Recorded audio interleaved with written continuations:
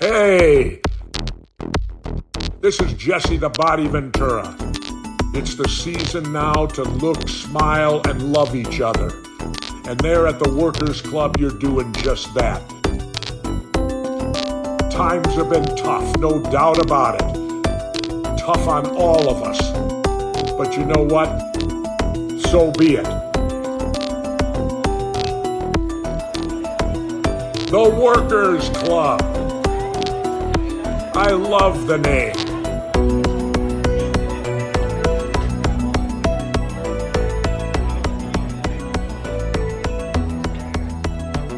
Oh, there we go. All right. Here we go. It's the Workers Club. It's Wilson. It's Larry. It's Gus.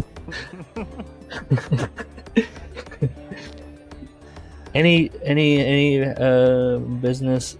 Yeah. We got flagged. I'm gonna blame it on Billy Joel. The Billy Joel episode got flagged by Spotify. Ooh, I see. I could have claimed fair use for the intro, but the outro is just me playing the song. So I'm gonna edit it tomorrow. Hey, while And you're maybe editing just think some about- stuff, What? could you? There's some stuff that we could edit out that we've all said more than others. Go What? through. No, I'm just fucking around. Yeah, we're not changing anything. We're learning, we're growing. I thought you were saying that you got flagged on Twitter. I was like, Elon's Twitter? That's why I was like, yeah, damn, you must have went hard. No, Spotify sent me this email saying their whatever computers picked up. Do I have the license to this music? Is it fair use or take it down? And I didn't do any of them this weekend, so it's down. I don't know. Maybe I'll write a jingle each week. Yeah, I say so. Yeah. I say do that. I love making the songs, though. Billy Joel's a coward. Yep. I mean, especially with Vince's book, he had to attribute all his copyrights because he keeps writing out the lyrics to all these great tunes that he loves. It's a little soundtrack to this book. Yep. You think he watched Guardians of the Galaxy and he was like, "That's like my book, bro." Awesome mixtape. Did they do that in that movie? Yes, the main character listens. The soundtrack is his mixtape that he listens to. You don't like that, Larry? I don't know. It's not exactly the mixtape from Boyhood, now is it? The Beatles compilation. I don't. Oh God, that's why it's not in my mind. I must have zapped that out of my brain. I remember thinking Boyhood was okay. I enjoyed Ethan Hawke in it. I thought he did a good job. I liked it. I only saw it once, but I liked it. Are you bringing up the Beatles because I realized that the Beatles and Vince Russo are the same? Don't talk about them. No, they're not. Yeah. Nope. I was listening to the Beatles, and they were singing some song where they were like that's small, and then that's big, and then that's white, and that's black, and I was like, oh, they're doing the Vince thing. Oh, and let's see. hello, goodbye. That one? No, I don't think it was that one. That's the song. No, let me see. Is it this one? Take these broken wings and learn to fly. Blackbird. Take these sunken eyes and learn to see. Yeah. What are you doing? I think it's a good. You don't even know what Blackbird's about, do you? Why would I care what Blackbird's about? Don't I'm just click looking, on it. You don't even get it because the Beatles are so deep. Oh God, how deep can it be? Explain it, Larry. A blackbird is a black bird, a black woman. It's about the civil rights era, bro. Okay. Paul McCartney singing for the This people. This is why I hate poetry. It's not that hard to get. Just tell me what you're talking about. I never get stuff like that, but even I. Well, let me read it now in that context. Yeah, this sucks.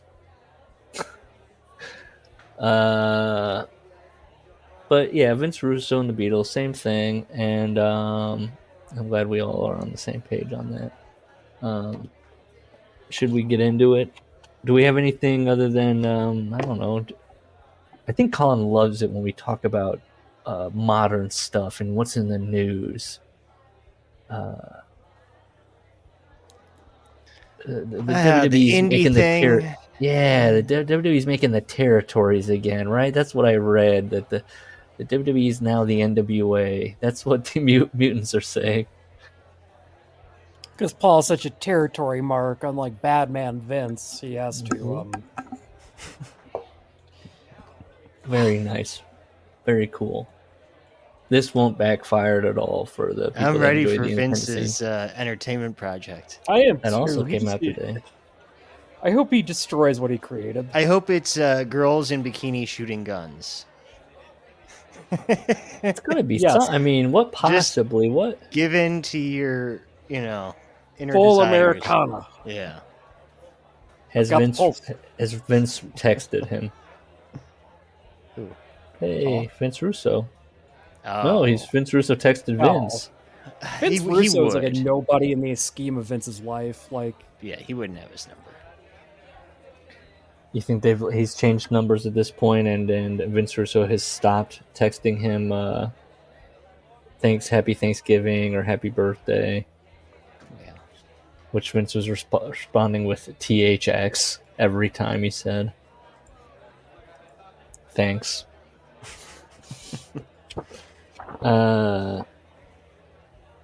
Well, this book is making me lose my mind, where I do think everything stinks.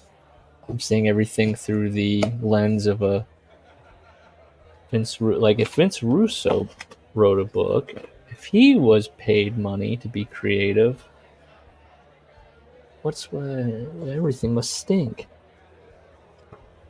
We'll see here. See if you agree. Larry, you said you like this book. Let's see. Okay. Chapter 11.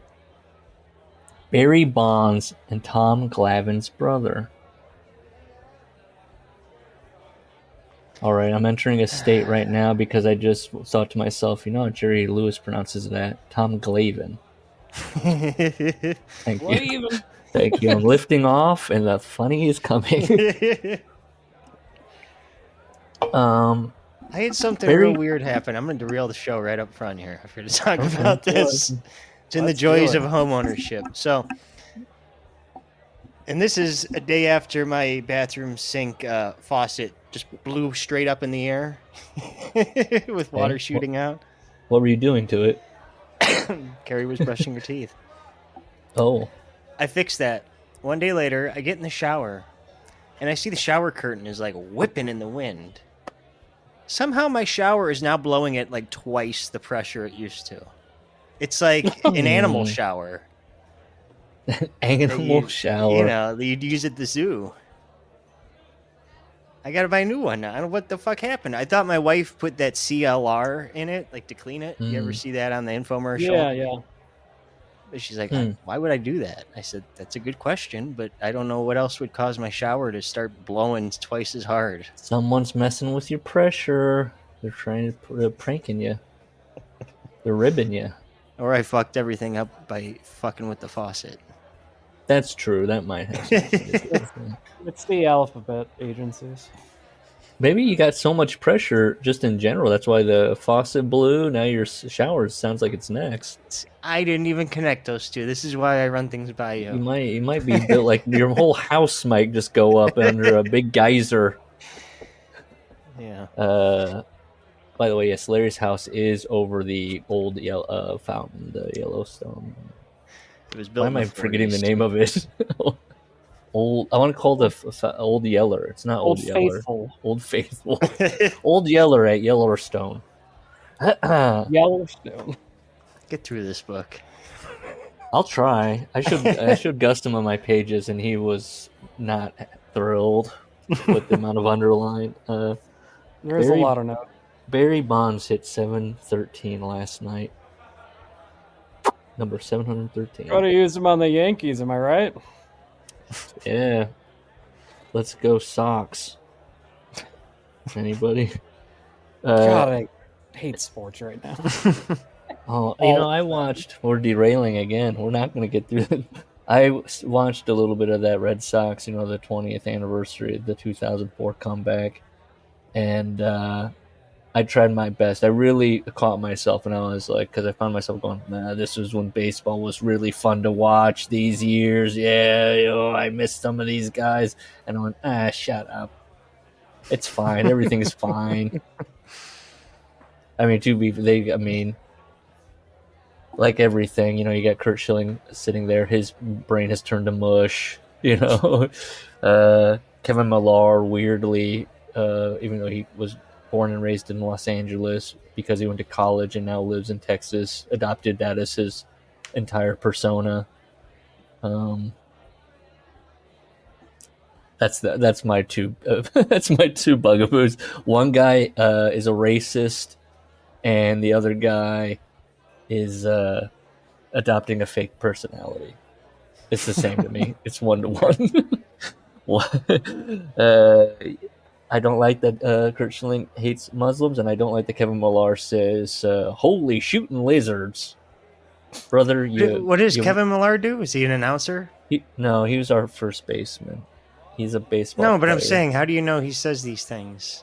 Because he gets interviewed all the time. He's the cowboy up guy. Cowboy up, and he talks, and he's like, "Dang man, can we do that again?" And it's like, you were born, and you went to high school in Los Angeles. You went to college in Beaumont, and then you decided to live there, and now you talk like Larry the Cable Guy. It bothers me. It bothers me a little bit. Okay. Have I told the spring training story with Kevin Millar where he? I watched the entire. I'm watching them, work out before the game starts, and Kevin Millar is not really doing drills. He's just throwing his glove up in the air and catching it while he talks to people. And I'm like, well, this isn't going to be good. And I was right; they didn't do anything that season. But I enjoy watching. There was like a John Crook interview where he was showing you what the clubhouse was like after a game. He's like, they'd always have a pack of Marlboros for me, 12-pack of beer, and then this guy'd be doing this, and just Lenny Dykstra doing whatever the fuck Lenny Dykstra was doing. Those were better days. I started getting sad because I remember when I played baseball, I was the guy that would jack around and just shoot the shit with people. And why I stopped playing baseball is because the coach yelled at me for not doing drills. And I was looking at the guy, and he's yelling at me. He's got a big black mustache. And he just looked like a dork in that moment. And I was like, because I was saying he was going to line me, and I said, well, I know how to play baseball, so I don't need to do drills. Which isn't like a great thing to say to the coach either. And then he was lining into me, and I was like, I'm really going to take shit from this guy? This guy's a fucking dork, man. And I said, all right, this isn't working. I'm walking. I walked off the field, and I walked all the way home.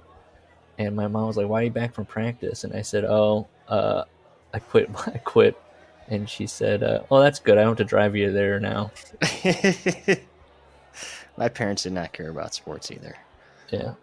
Yeah, the amount of things I, in fact, basically gave up on because my parents sucked and would bitch about taking me is a very long list. Other parents would take me to hockey games. Even to out-of-town tournaments, I had to room with other families. Yeah.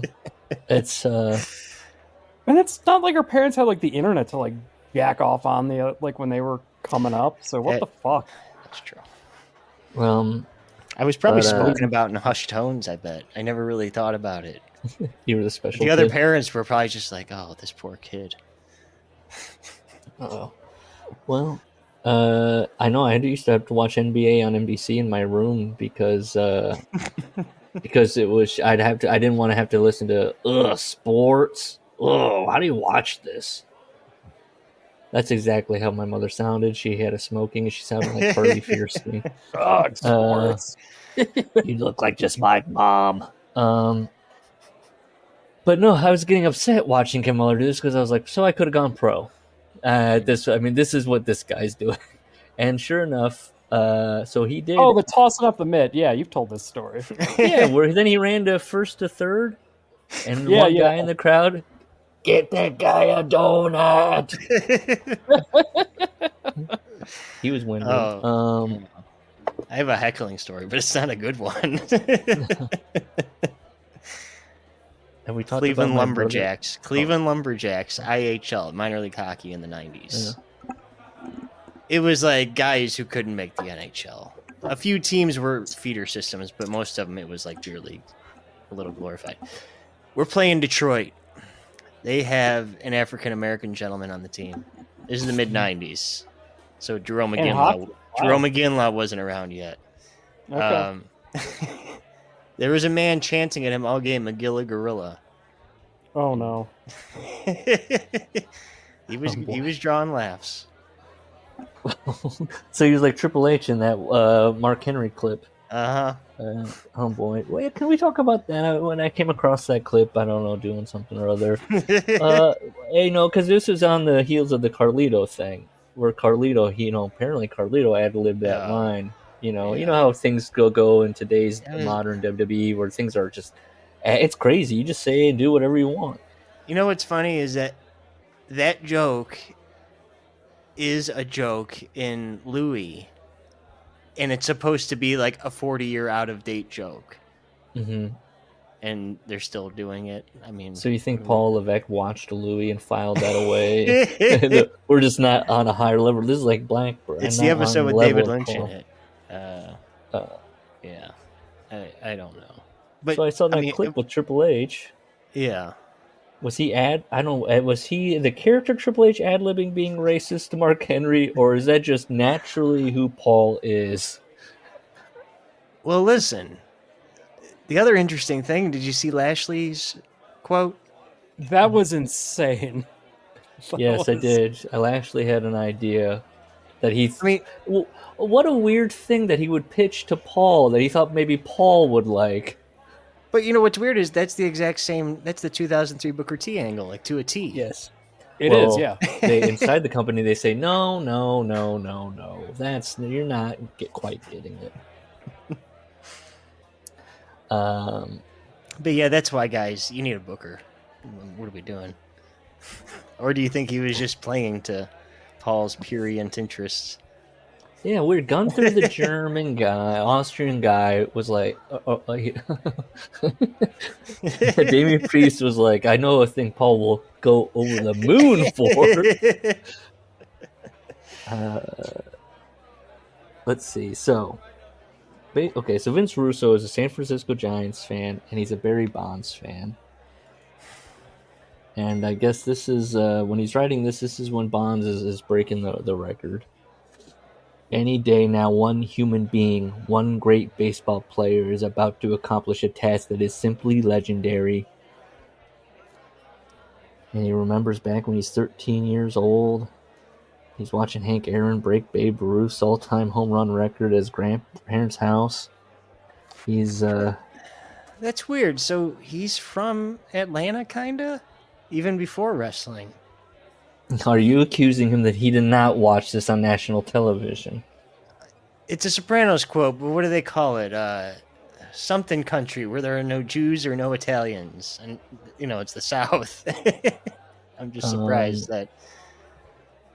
Hank Aaron breaking the... Nationally televised? On national TV. Let's see. Google AI will tell me this. I promise you they'll have it right. No, they won't. Today, Google AI told me Pete Rose died in 2010, which had been dead for many years. So I'm sure they'll get this. I've had some wacky ones lately, but I can't remember them. Let's see. It says on national television audience on NBC. So they were airing it nationally. The breaking of the Hank Aaron home run break. Let's see. He's closing his eyes. He's hearing the crack of the bat. Later, I would learn of all the controversy surrounding that home run, mostly dealing with racism. A black man taking the record from a white hero and legend. How dare he? Allegedly white man. But on that night, the 13-year-old boy was looking at it much differently. Nana, he did it! He did it! Screamed the innocence, the voice of innocence. He's calling at his grandma. Nana! There was no celebration in Philadelphia last night. None. What should have been a frenzied jubilation was not that. It was more like a reception Metallica would have received at a ballet recital, and he misspells recital. And it's extra stupid because he uses the I before E, except after C rule, which means he really thinks it's spelled like that. Why would people be celebrating 713? He said that was the that 714 was the record, and the record now would be 750. Who sets it? Well, I guess Bond sets it, right? Yeah. Well, no, Hank Aaron hit 755, didn't he? Home runs in a season? Oh, a career. Sorry. Why am I thinking it was in the seasons? That's why. Well, it's because Bonds also broke that record. Yes, I was doing the same thing in my head. So too. Hank had 755. So why would people be celebrating 713? Maybe he meant 71 or 73. Is he like this? Is also no. The timeline Barry lines Bonds, up. Hold on. He's Bonds talking about home the right run thing. 2010 record. 2010. Is that what year it is? Is that when he was writing it or published? Or when did he write it? 06 to 08. 06 to 08. Let me just look up Barry Bonds' baseball reference. See, Bonds at 762. He hit 28 and 26. That'd be 54. So he did it in 2006. So this happened in 06. Okay, I'm typing in Barry Bonds 713 Philadelphia. Yeah. This was home run 713 for Bonds. Okay. One behind Babe. Oh. Okay, so yeah, okay. I have your answer. Second place. So who cares? Yes, I have your answer, Vince. Why no one was giving a shit about Barry Bonds.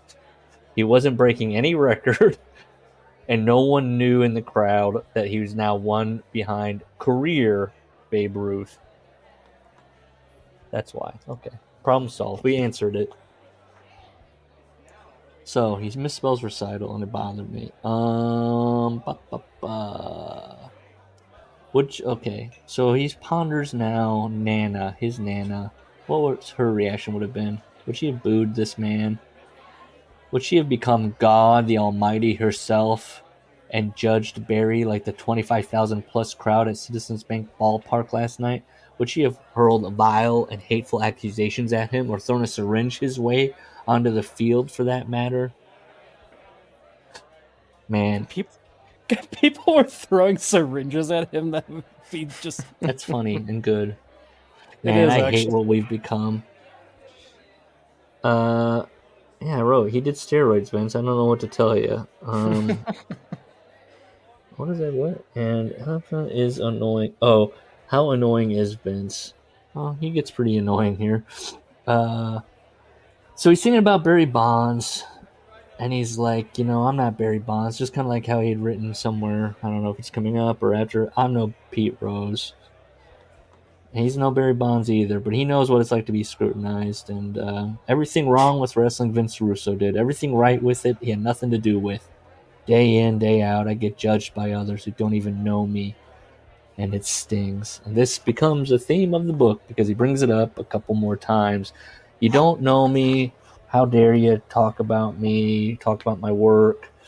And that hurts that people say that I suck. Imagine how Barry Bonds must feel. I said, he's fine. He could probably, I don't think he gives a shit. Who knows? Man, love him or hate him, this guy has a son. He's a husband. He is a son. Yeah, sorry. The guy is a son. He's a husband. He's a father. He's watched Barry on television with his kids. He can see that he loves his kids. I can see that by the soft glow in his eyes. Vince is such a jock sniffer. I mean, Oh yeah. This stuff is so. Where he does, he'll be like, "Don't, hey, you thought that my booking sucked? Don't you know that I got a wife and kids? Oh, so you don't want me to have a job? Yeah, not fucking booking. Go fucking sack groceries." What the fuck? He acts like you're taking food out of his kid's mouth because you're like, "Yeah, Disco Inferno sucks."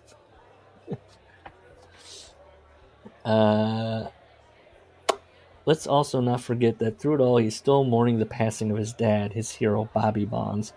"My heart cries for Barry, and yours should too." He wrote, "Shut the fuck up." This is his book. Again, his book about wrestling. Am I an advocate of steroids or illegal substances? No, and that has nothing to do with this. I wrote, yes, it does. They're throwing syringes at him because he did steroids. That's why he had so many home runs. It's all of it.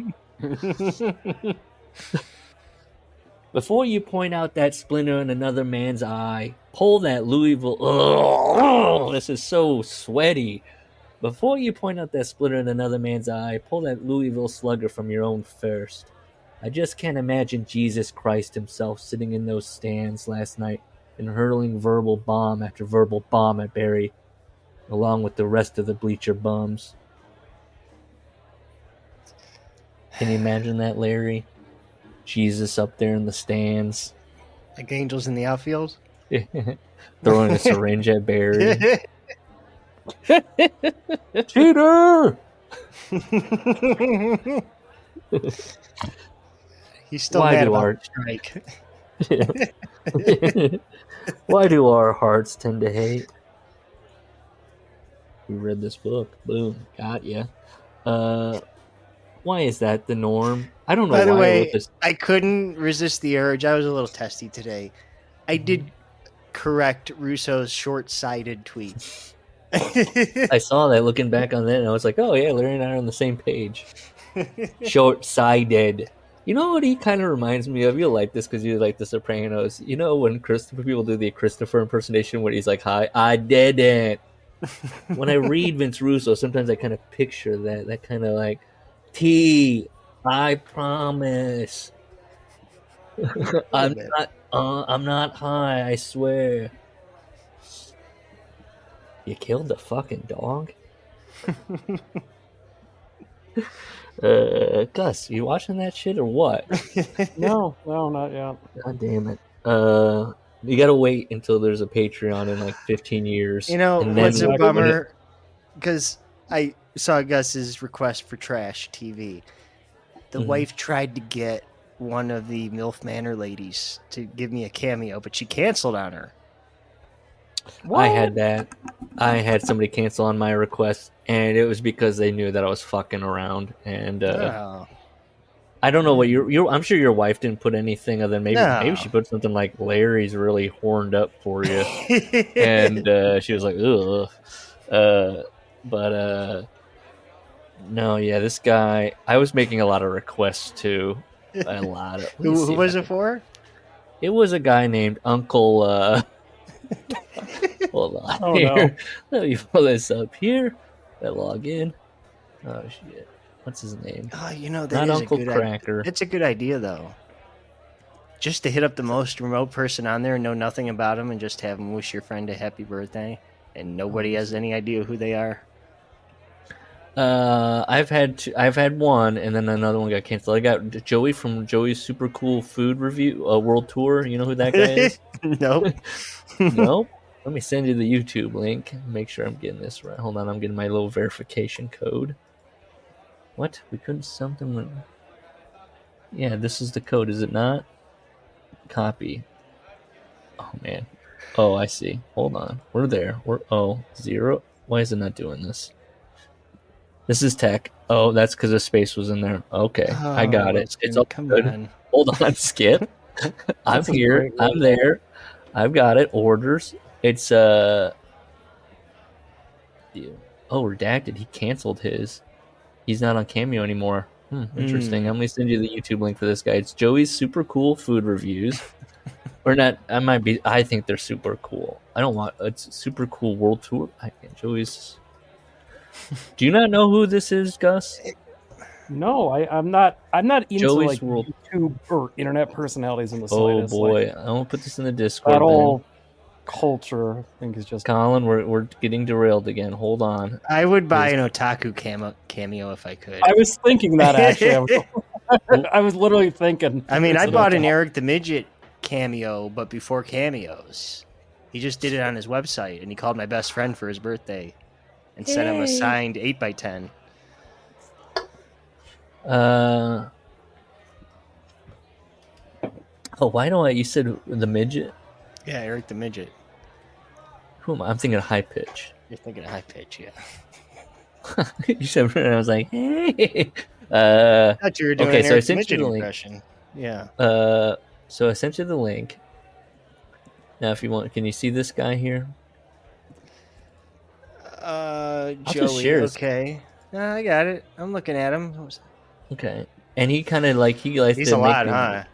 He's a lot. He's a ham, and he has a lot of jokes, and he eats. It's disgusting to watch. So I got him. What did I say here? Can I see what I wrote? Orders, review and tip, add to collage. I can't. I don't think I can. Canceled. I used to be able to see what I wrote, like the back and forth. Maybe I send messages inbox. There you go. No, they've deleted them. Okay, So who let's were you focus making on the demands of? Uncle Adams. Do you know who Uncle Adams is? No. Okay, type him into YouTube. No, please don't. He is a I'll look it rapper. He is a rapper from Regina, Canada. He's disturbing looking. And he, his thing was, I was told about him to check him out because his thing is, I will get 1 million listens on Spotify, and then my career. It's like my journey. I'm going to document my journey. And then essentially what happened is that the fan base he cultivated were people that just shit on him all the time and were like making fun of him. And so then a lot of his posts were like, okay, guys, I don't find it funny. That like I take this seriously. Like, why can't I find real fans? So my demands were like, I don't know. It was like, I just was, it was, it's the thing with the lying. I was giving too many details and too many like specific things I wanted him to do. And then my brother, the super cool Joe food reviews. I did try to make, I wrote it so it was passively, it sounded like my brother was, not like maybe a disturbed child. I can't remember what I was writing. I was trying to get him to give reviews on like, I can't remember if I was trying to get him to do reviews of like the Joker or something like that. I was trying to get his opinions on some things. Okay, sorry. Okay. Where were we? I wrote at the top of this book. I wrote at the top of this page, I'm not a disingenuous boob. I don't know why I wrote that, but why is that the norm? Why is there always something wrong with everybody else? Why are we always right? Why should everybody else be more like us? Man, the me, myself, and I theology. Man, the me. You can't start a sentence like this. I know. Man, the me, myself, and I theology of the world needs to stop. We need to. God put us up here on this earth to serve others, not to get ourselves over at the expense of others. And he's like, can you imagine a world where that isn't the case? Can you imagine if wrestlers wanted to do the job for other wrestlers? I mean, before I was saved, why couldn't I just play on the same team as Tom Glavine's brother? Wow, what a seg. That's what he writes. Segway. No, wow, what a seg. That's Segway. Yeah, no, it is. We seg. You know what he's thinking? He's thinking. What are you saying, Wilson? Wilson, shut up. What? That word is pronounced Segway. Yeah, it is, but he doesn't write it like that. Yes, he does. Right here. That's how it's spelled. Right? Wow, what a segue. It's written correct in my book. SEGUE. you know what I'm thinking right? of? You know how people say we're gonna seg into this? I thought that's what he was doing. I thought that's what he's doing. Like he's like, we're just gonna That's how you seg spell into it. this thing. You know, yeah, okay. I admit that. I thought he was doing something You else. admit that the spelling is correct. Yeah, no. I thought he was going, what a seg? Like, hey, it's a seg. We seg into this segment. Oh my god. I told you, it's making me. This isn't the first time that my. That's forgivable. Now, see, this is. And look, I'm always willing to give ammunition to the people that we critique, where they're going to focus on that one thing that I messed up and be like, see? I always allow that. You've got to be asking yourself. I know it's not spelled like Segway, the brand. I know that. Okay, well, that's good. You've got to be asking yourself how the brother of former Atlanta Braves pitcher Tom Glavine fits into this equation. To be honest, I myself still find the story quite fascinating. It's the beginning of the end, he says. You know, I'm not... he doesn't even know what his name is. He thinks it was Dan. But it's totally irrelevant, so I'll just keep calling him Tom Glavine's brother. I couldn't find anything about this, about a Glavine brother that worked in Turner, and all I found is that Tom Glavine has a brother named Mike.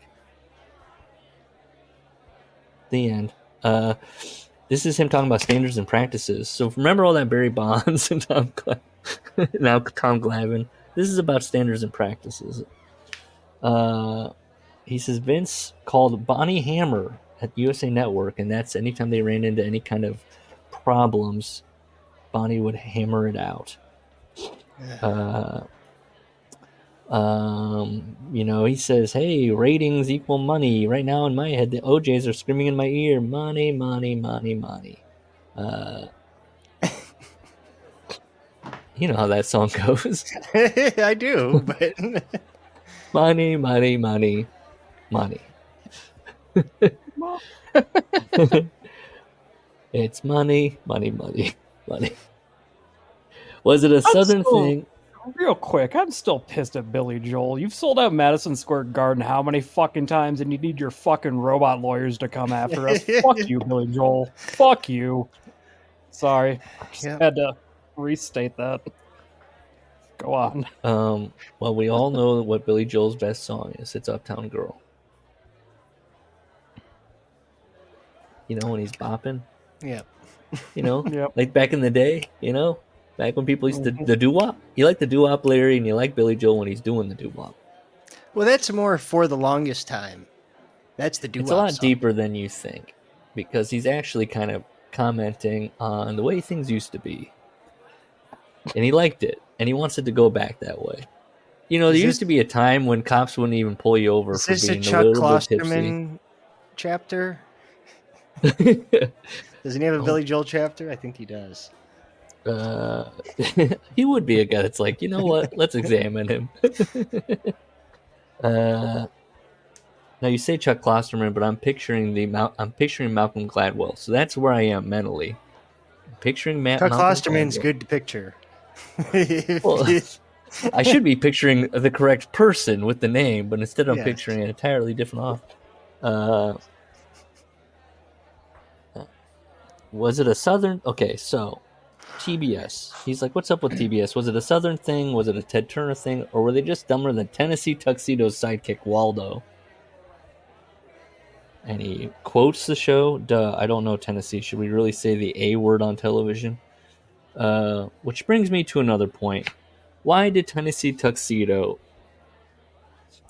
I was going to kind of shit on him for breaking away to do this thing again where he references an old TV show that he used to watch, but we've just spent 38 minutes not staying on topic. Yeah. I think we should be throwing No, but what's lame is he's trying to write a bit in his voice. Yes. What was the purpose of Waldo? He's breaking down... He turns into Chuck Klosterman. He's breaking down Tennessee Tuxedo, which was a show that ran on CBS from 1963 to... 66.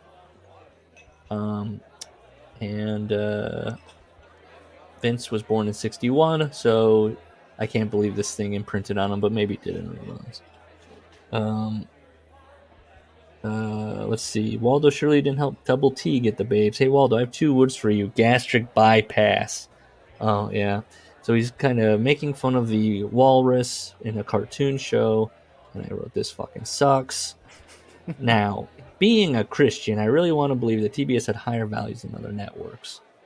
But in keeping it real, that just wasn't the case. He says that in the middle of the day, TBS would run adolescent movies that were nothing less than what we were doing on Nitro and Thunder. And they were playing them 3 times a day. You know how TBS thinks, wait, let me stop there. No, I don't. The same movie 3 times a day? If they miss Can't Hardly Wait the first time, they have 2 more chances to watch it? Great, but what happens if they watch it the first time? Then you lose that viewer for 4 hours when you're replaying the movie, right? No, they watch it again. I wrote, Vince is clueless. He's a clod. Like, do we have to explain this, why they would run the movie 3 times throughout the day? That they haven't. He thinks they haven't crunched the numbers on that one. He goes, how many times can you watch Jennifer Love Hewitt? Twice, maybe. Well, probably. So Vince again always kind of flashes his teeth a little bit when he talks about women.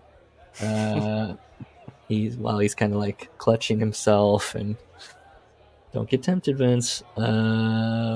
Roseanne would be swearing at Dan right there at the kitchen table at 3:00 in the afternoon. Roseanne was allowed to. Oh, he says Roseanne was allowed to curse, but not Scott Steiner. It's allowed. Yeah, all those promos Roseanne cut about putting it in the pink. What did Roseanne? When did she curse? I don't really. Shut remember. up, Dan. Yeah.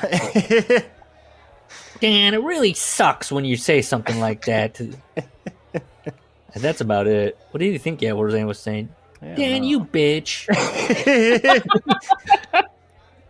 I don't think they said. I mean, she might have said to her like, "Yeah, I am a bitch" or something like that. Maybe.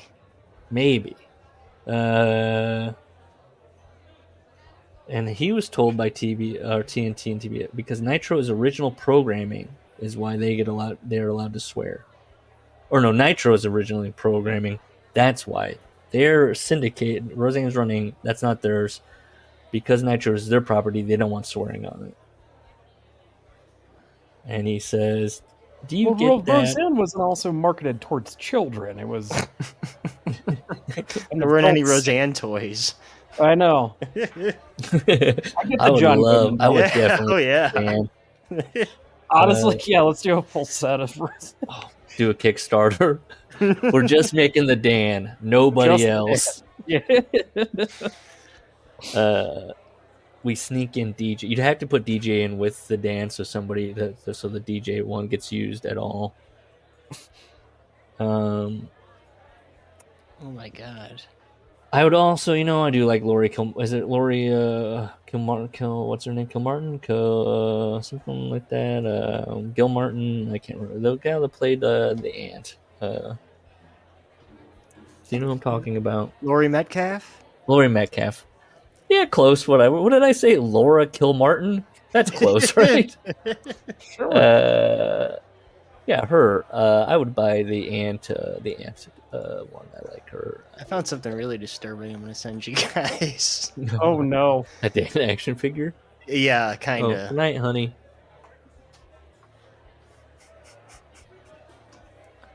Okay, let me click this. Oh boy, That is disturbing.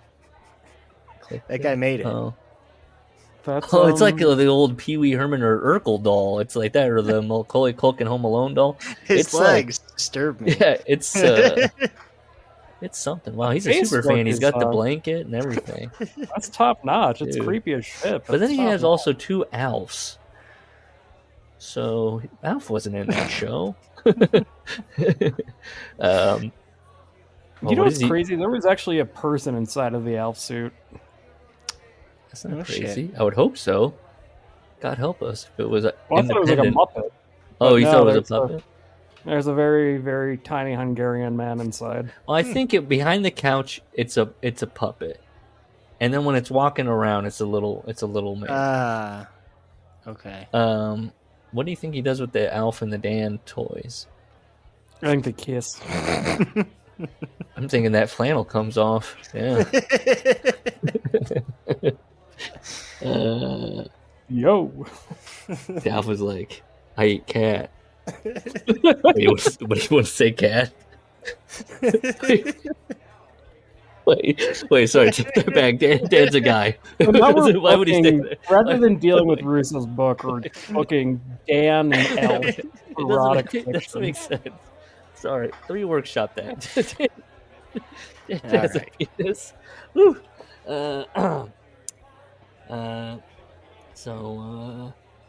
Let's see. So he goes, yeah, read that last sentence over a few times. Oh, you came in just in time.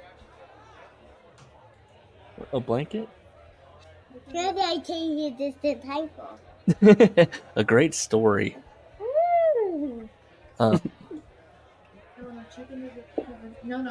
No, I know. I'm not telling a story. You wouldn't want to hear this story. It's No, bad. Daddy's just joking.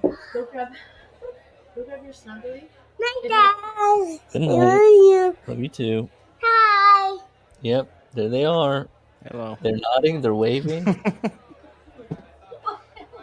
You been drinking tonight? What happened there? Okay.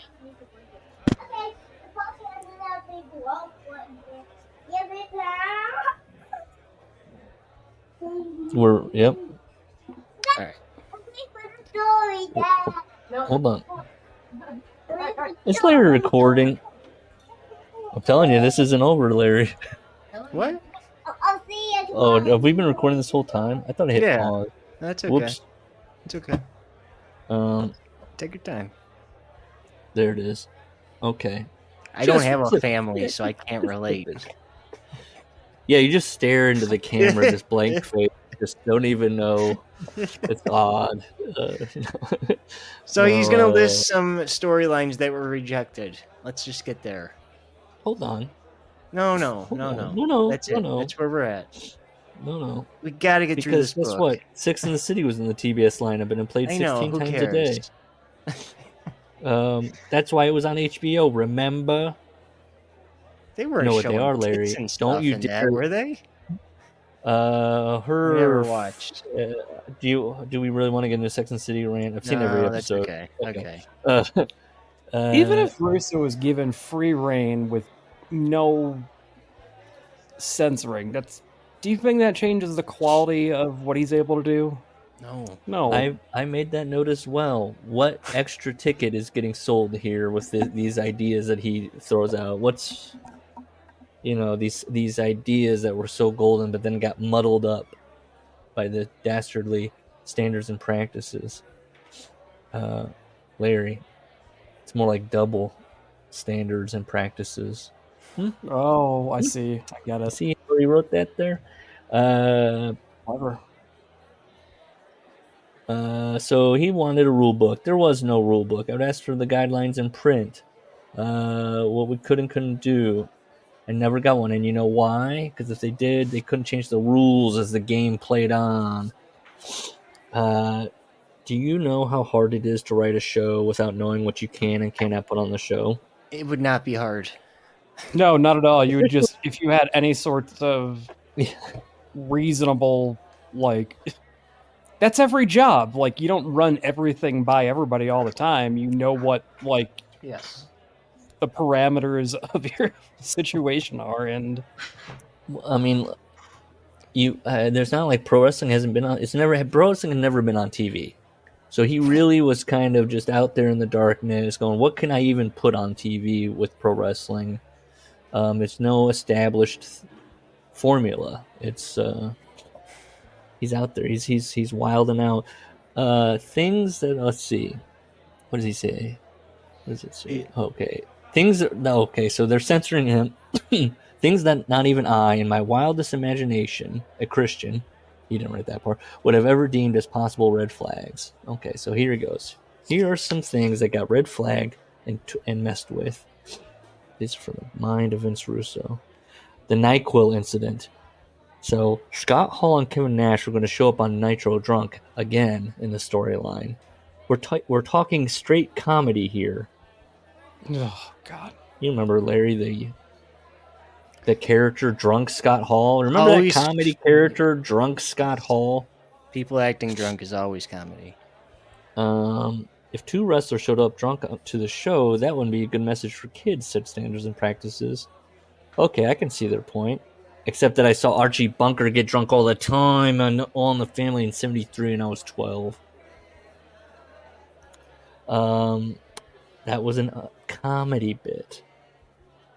This was a comedy bit. So there you go. So he doesn't understand. He goes, well, what if Scott Hall has a cold and throughout the show he's drinking NyQuil? He cops a buzz from the NyQuil, not alcohol. That gets approved.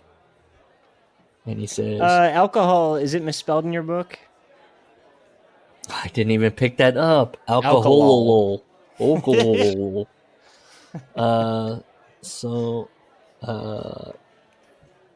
In other words, kids, forget the Jack Daniels. Go out to Walgreens and get some cold medicine. Same results, but cheaper, and you won't be carded. Not the same result. No, it sucks. Robotripping's not fun. Yeah, I did that once. I thought a dragon was emerging from my walls. I did right here. Why can't Vince just book a straight-up wrestling show? He acts like it's just completely unfathomable. Anyways, he kind of shits on some of this stuff, and then it's like, you wrote this. This is your idea. Yeah. He's like, it was stupid. The three fat ladies. Roddy Piper was going to come across three overweight middle-aged women. Three overweight middle-aged women. In hot rod fashion. He was going to rapid-fire insult them. Yeah, why is Hot Rod? In all capitals, yeah. Yeah. Again, in a straight comedic skit. This is where I wrote, how is this selling tickets? This is where Jim Cornette going, funny is not money. SMP says, Roddy might offend an overweight middle-aged woman who might be watching our show. He goes, yes, this really happened. Kimberly slips Slick Rick a Mickey.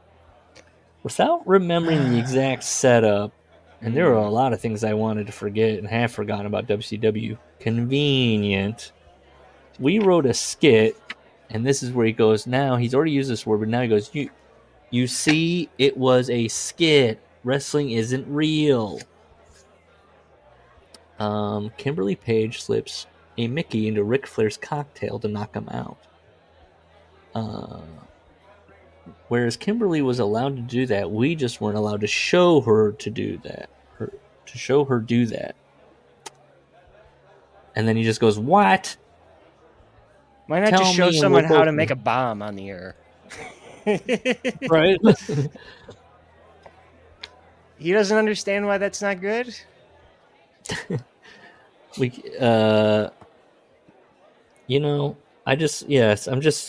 really trying to wrap my brain around. This is a pro wrestling show. I turn on the TV and Kimberly is actively drugging Ric Flair's cocktail. You see her; she's putting the little powder in there, or whatever. I guess maybe Vince would give her like a tum, and she dropped the tum in there. It's Tony Schiavone on commentary being like, "Oh my God, fans, that's a Mickey." Well, it would have been Mark Madden, and it would have been awful. That's true. The Radicals and the American flag, in an effort to help get Hacksaw Jim Duggan's story over, we wrote a skit. Why are you trying to get Hacksaw Jim Duggan over in 1999? Well, with this skit, he's basically Hacksaw. The Radicals are going to burn the flag, and Hacksaw is going to save the flag, Rick Monday style. You have to know baseball to understand that reference. Cool. So S&P, that's a no-go. Curious Vince, why? Matter of fact, S&P, because there might be a veteran watching our show who gets offended by this. You see, these were all the vile, obscene, dirty things that Vince Russo wanted to do at WCW that Standards and Practices wouldn't allow. Okay. So that's Vince saying he doesn't like taking heat for the women's stuff in the Attitude Era and stuff like that. Now, as a Christian, there's something he wants you to understand.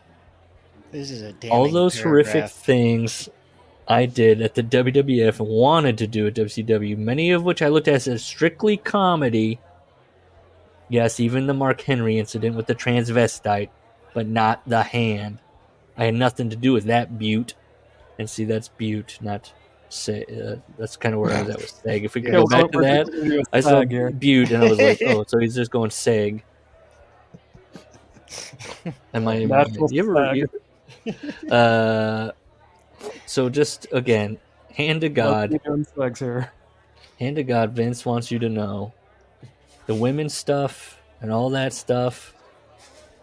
The only thing going through his mind was haha funny. I Brian did Knobs and Jerry Seggs.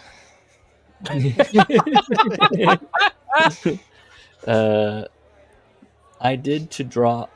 What's it? I did to draw ratings. Period. It wasn't about me or what I liked. It was about what people would watch.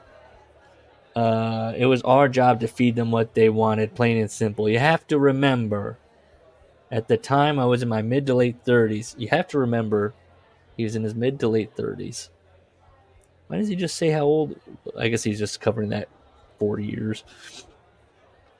Do you think that at that age, with 3 children and a wife, the same wife for 2 decades, that I'd really get excited over a bra and panty match? Yeah. Vince, do you want us to answer this? Do you really want us to give us our what a defense? Don't you think, as a father listen, of 2? I'm in my mid to late 30s for another day, Yeah, and I'm married. I don't have 3 kids. Yeah. If you picked 2 of my favorites and booked them in a bra and panty match, I might be excited about it. Larry is making his final stand before the world turns around on him. Well, Vince says, "Come on, I didn't, but I knew a large percentage of our audience did." I like that he also puts the same wife for 2 decades. You think a guy like that that's been married to the same woman for 20 years would ever want to see something like that? Yes. Where's his job? What? Come on. So he says the piggies were coming up to the trough here, so I shovel fed them and they ate. Yeah, I was guilty of making the place worse than it already is. It's the one And I place did it he's for right them. about. And I did it for the money.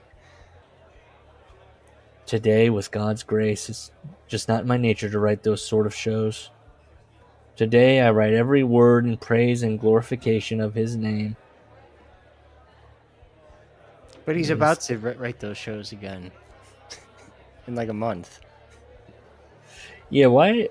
But then after he left WWE, I mean, even in TNA, it's like, what audience is he chasing that he's just like, these piggies need to eat? And it's like, well, you're only exclusively writing for them at this point. There is something to be said over like the thought that the old school bookers would be like, well, the fans are going to like what I tell them to like. Right? Yeah. You do wield that power to a certain extent. Yeah. Yeah, he's saying. But Vince has like never heard of it. Yeah, he's just the crowd tells constant him what they people-pleasing. want. He's just a receptor. Well, it's because he's not original. He has to look at the outside to see what's going on. Well, he gets into that. I was not floored, but I was like, "Oh, fucking course," with his little revelation. So what about Tom Glavine's brother? Well, I'm getting fed up with this whole S&P thing. What happened to complete control that they sang and danced about? So after 2 weeks of belly aching, he says, he wants to meet the guy. That's what he wants to meet. Who's making these decisions that's fucking with me? And he didn't know who to talk to. And I wrote, try building a relationship with a higher up. Just try. So he says 2 weeks of belly aching. They're gonna have him meet with the guy. Man, at this point, I'm expecting somebody like Dog the Bounty Hunter. This is so weird. So I go to Techwood, and when out from behind the curtain steps this 150-pound guy with red hair and a clipboard. What a letdown. He was expecting a 7-foot, 2-ton hideous monster with the disposition of my 3rd grade English teacher. wielding a ruler the size of a 2x4 with spikes. And I get Jimmy Olsen? Where do you think Elaine got yada yada yada? That's what he says about the meeting. All I heard was a lot of nothing. Screech skipped back to his office. Without remembering all the details, I recall looking at Raggedy Andy's card. He's just going in on this guy. Yeah. Which is funny that he won't name names. He'll just be like, it's, I was told it was Tom Glavine's brother. So, he keeps bringing up, I can't remember this guy's name. I'm drawing a blank, but somebody told me it was Tom Glavine's brother. So, why is he making this up? This isn't true. Yeah. I forgot. I mean, maybe it's true, but I could not find anything on it. I feel like he wanted to write about the baseball thing, and then he was like, I gotta tell this, and he mushed them together and was like, I'll just say it was Tom Glavine's brother. Yeah. He looked up the Braves roster and was like, what's... I don't know. Who? He probably just had the same last name, and he put that together. It was a guy They're named both Glavine. in Atlanta, bro. They gotta be related. No. Yeah, you might be right. So he's talking about the Braves. I hear that dreaded tomahawk chop, and it's coming down on me. What's next? Hey, why'd it get so quiet all of a sudden? And with that, we're gonna take a little break. Okay. One chapter? Oh no. We can do it. Compose yourself. We're gonna streamline our way through this. Chapter 12, The Sounds of Silence. And Vince likes Simon and Garfunkel. He loves them. It's pure magic. And then he says, let's look at today's songs. My milkshake brings all the boys to the yard, and they're like, it's better than yours. Damn right, it's better than yours. Are you kidding me? Ouch. Does he think there weren't shitty songs in the 60s? You gotta remember, in the 60s, when I was 2, that's when the music was. I love The Sound of Silence. Anything to being alone in a quiet place, preferably in my finished basement, where my fantasy baseball team plays. Yeah. Where his fantasy baseball team plays in his finished basement. It's been one whole. What is this? Wait, hold on. Oh, yeah, so he doesn't pick up the whole thing. The whole thing isn't finished, right? There's probably an unfinished part with the dryer and the washer in the other room. I don't believe he's got an entirely finished basement. I pick up the... Okay, yes, he only picks up the phone. He doesn't like the sound of the phone ringing. He doesn't pick it up. He only picks it up after 11 p.m. when it's that Death in the Family ring. Well, it's been one whole book since I brought up Fruitsy, my crazy mother. If you read Forgiven, you know I have my mother to thank for passing the hypochondriac gene onto her beloved son. We gotta read this book, Claire. Yeah. Did you know that Vince was a hypochondriac? No. You get the picture. So he talks about his mom that's like, I've got this problem and I've got that problem. She's Edith. You get the picture. And then a few months ago, my mother discovered that she had hammer toes. Do you see my toes? They're curling up. I can't straighten them out. Got the old Ben Franklin issue.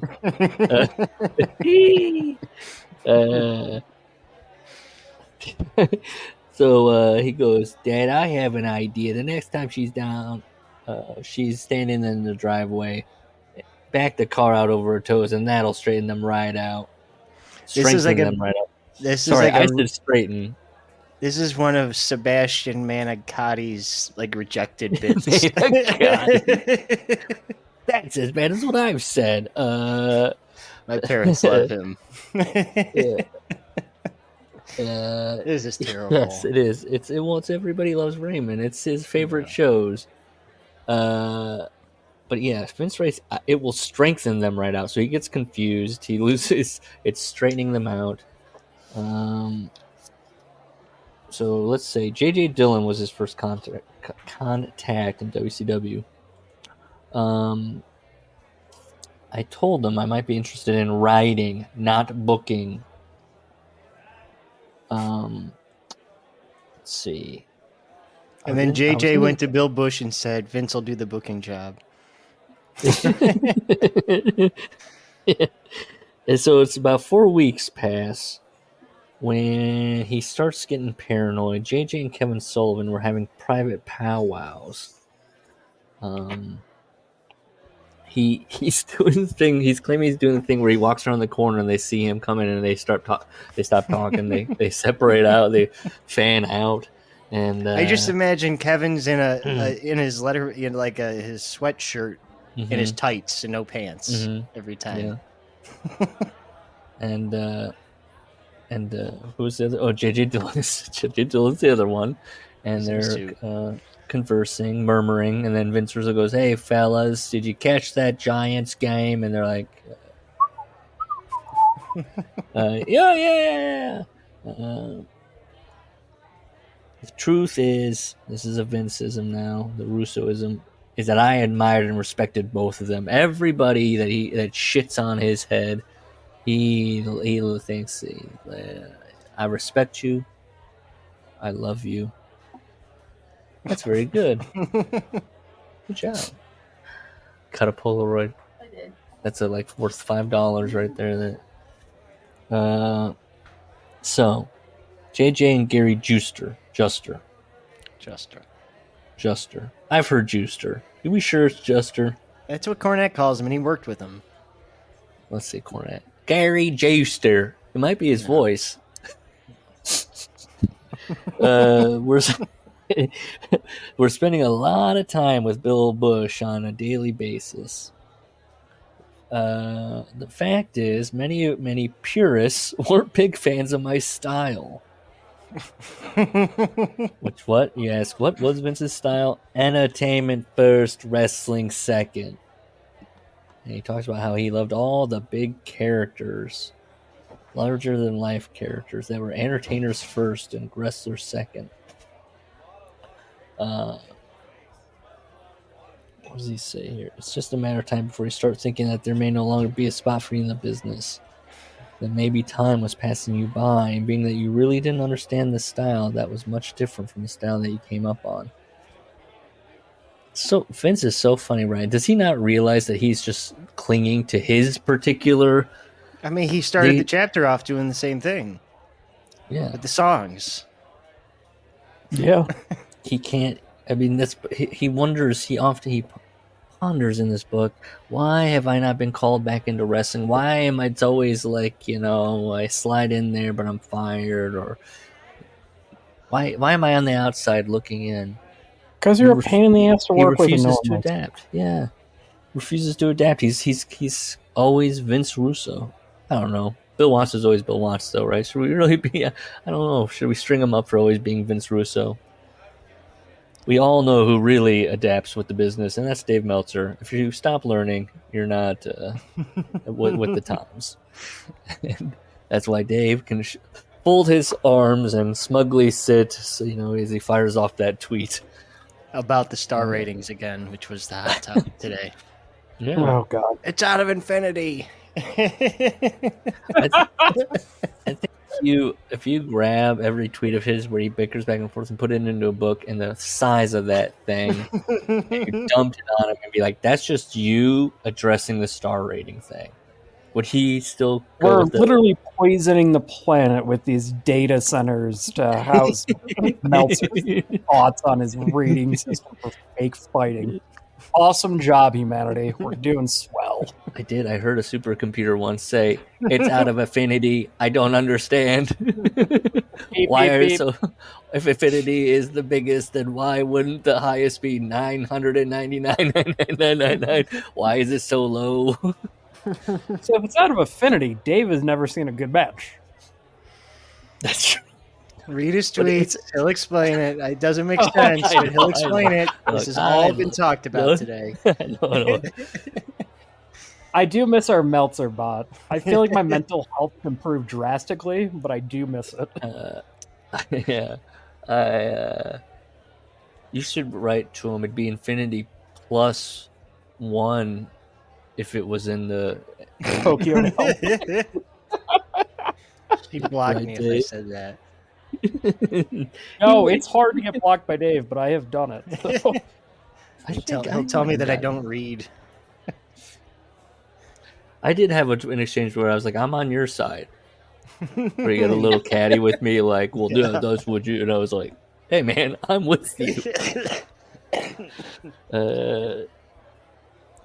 Let's see. So, oh yes, this is where he really is like, remember the paranoia, remember this. Remember, Vince is he's weird with this coaching as he writes. If that's the way he talks, clearly he writes as he speaks.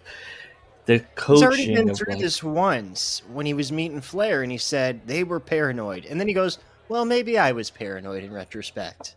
yes. So why were we doing this again? Except he's not He coming gotta around on remember. it this time. Yeah, and he's He always sounds like a it's crazy always person just- talking about Sullivan and Dylan talking. but he's also not bothered.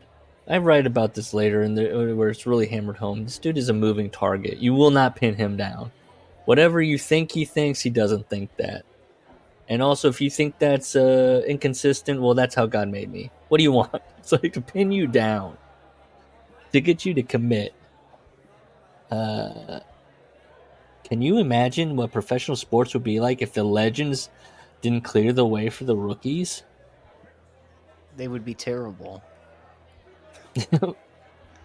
I wrote, this is where I wrote, wrestling should be real when it's convenient for Vince, and then if it's not convenient and it's not what it is, it makes him look bad, it's stupid and scripted and fake. And well, believe it or not, that's not how professional wrestling functions. They don't pass the torch, but rather they take it and use it as a weapon to burn the guy who's on their heels. Vince is just over here, he's planting new soil. The good old boy network was redigging that old soil and using it to bury me 10 feet under the ground. Well, they want to bury Vince Russo, so let it be. That bothered me. It's like, it should be, so be it. Right? Am I wrong? So,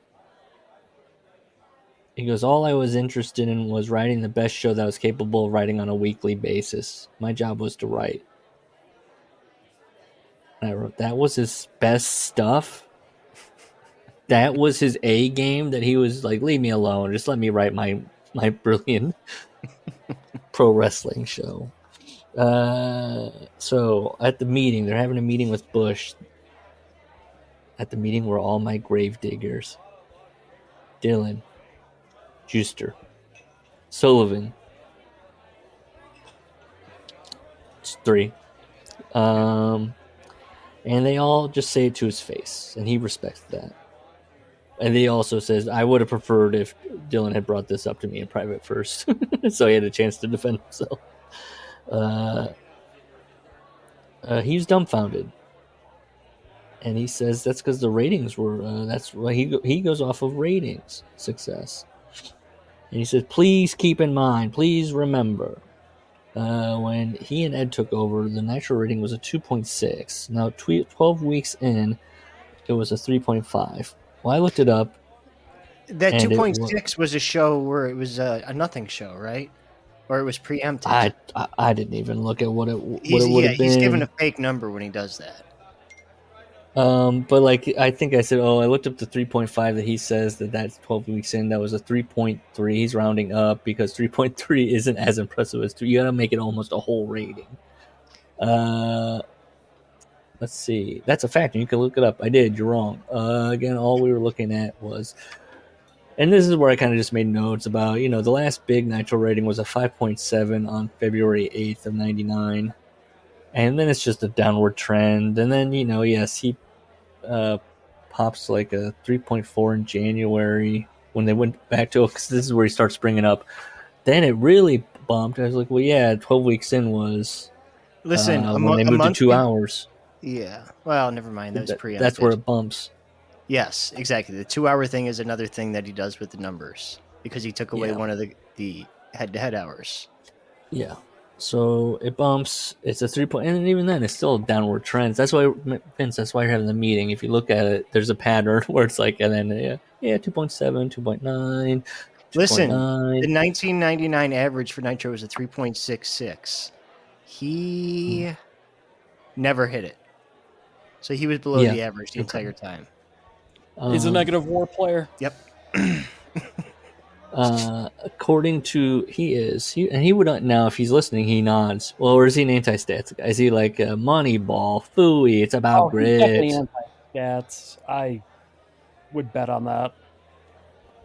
Who was I just? And I was like, that kid's got a nice looking swing. Oh, that's what it was. I was that Red Sox documentary. They interview Grady Little, and it's like he's in it. They sat down and said, "Do you remember that scene in Moneyball where all the scouts look like old dipshits? Can you do that for us?" And Grady Little's sitting there, right. And he's super old, and he's going, "What did he say? Yeah, he was all into the, stats and stuff, and what is it? He had some turn up where he was like, I don't know, I just kind of went with my gut, I knew all, how the saying goes. I was like, oh, Jesus Christ, he's about to say that the guy's got an ugly girlfriend. No confidence.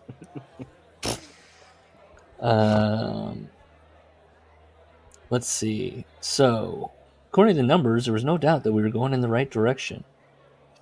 Shouldn't we just be looking at the ratings? 3 months ago, they were at a 2.6. This week's show did a 3.5. That's a jump of almost a rating in a little under 3 months. We have to be doing something right, you think? And the room was silent. Nobody said a word. Probably because then it was now sinking in. They're like, oh, fuck, this guy's an idiot. Man, it's great to fight with numbers. As the old saying goes, they never lie. Unless the numbers written in the death of WCW. Yes. So he said this was 12 weeks in, correct?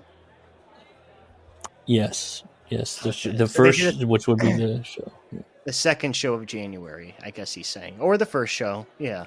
Either one. But right, 3-3 and a 3-4. And then it goes down to a 2-8 at the end of the month. So, and then a 2-7. And he's fired. Yeah, I know. Oh, man. That's what I'm trying to deduce. So he goes. He doesn't want to do bad reruns of that 70 show. What was it? What? I've already proven at the WWE what needed. Oh, that's right. I'd already proven at the WWE what needed to be done to save a business that just insisted on being bad reruns of the 70 shows. And what's funny, if I'd go back tomorrow, 10 years later, that'd be the same fight. They're determined to do things their way. Mm-hmm. So Vince is into that mode now at this point in his life, and still now where it's successful, but, it's making a lot of money, more than it's ever made, but it's not my cup of tea. Yeah. Doesn't matter if anybody buys it or not. It's going to be bad wrestling with bad characters and bad storylines, and that's just the way it's going to be. It's kind of crazy that we're all the way through that first run, and I haven't learned anything. Yeah, no, there's been. Wow, you guys sometimes you verbalize my notes where I'm like, Vince has said the most. That's late. That's even later than this, where I say Vince has said the most without saying nothing. He is constantly yammering on nonsense. That's why my pen gets so heavy with it, because it's just like this guy is just a gibbering idiot. Yeah. And you're trying to focus in on something, and why is Vince just wants to do his job, right? He just wants to do his job. He wants to be at home with his family. He just wants to, especially this. He keeps saying, "Remember, in WCW, I just wanted a paycheck, and make and prove people wrong, and do it. Prove that what I did was a success." But now at this point, he's over it. But he's clingy. He's like, he wants to fight with everybody. This is how it should be, especially with the old guys. What's in there? Oh yeah, he does. He kind of acts like the old guys are very inflexible. They're the ones stuck in their ways when they just like, if this is how Vince wants wrestling, McMahon, this is what wrestling is now. They all got in line, got their check. Yeah. So how Tank Abbott cost me my job after 13.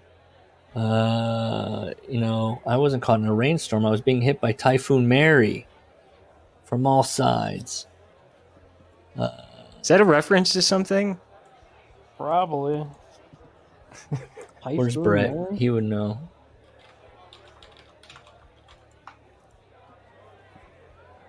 There's Typhoid Mary.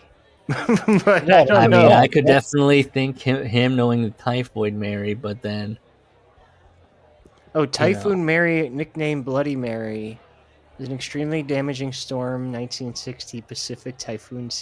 I don't know. I'm sorry. No, that's not. Yeah. we'll never know. Are we giving him $150? We haven't talked about that. No, I haven't followed up with him. Should I check it tonight and be like, what if he's like, hey, where are we with this? That'd make me even more sad. That would. If you, I would, but then we talk him down to 75 and see how long we can play the game. that's true. Well, listen. Tell him it's not going to be more than a half hour. Whatever. Yes. We do. No. I'm not staying on for an hour with this guy. I don't. Whatever bit you want to do, I'm down for. You do it. If you think you can, it's just stare straight ahead. I can do it if I'm. Okay. Yeah, I can put the mute on. Just what you'd be good at being like, Vince. I apologize. I apologize. He's I can really, be the nice he's guy. Really,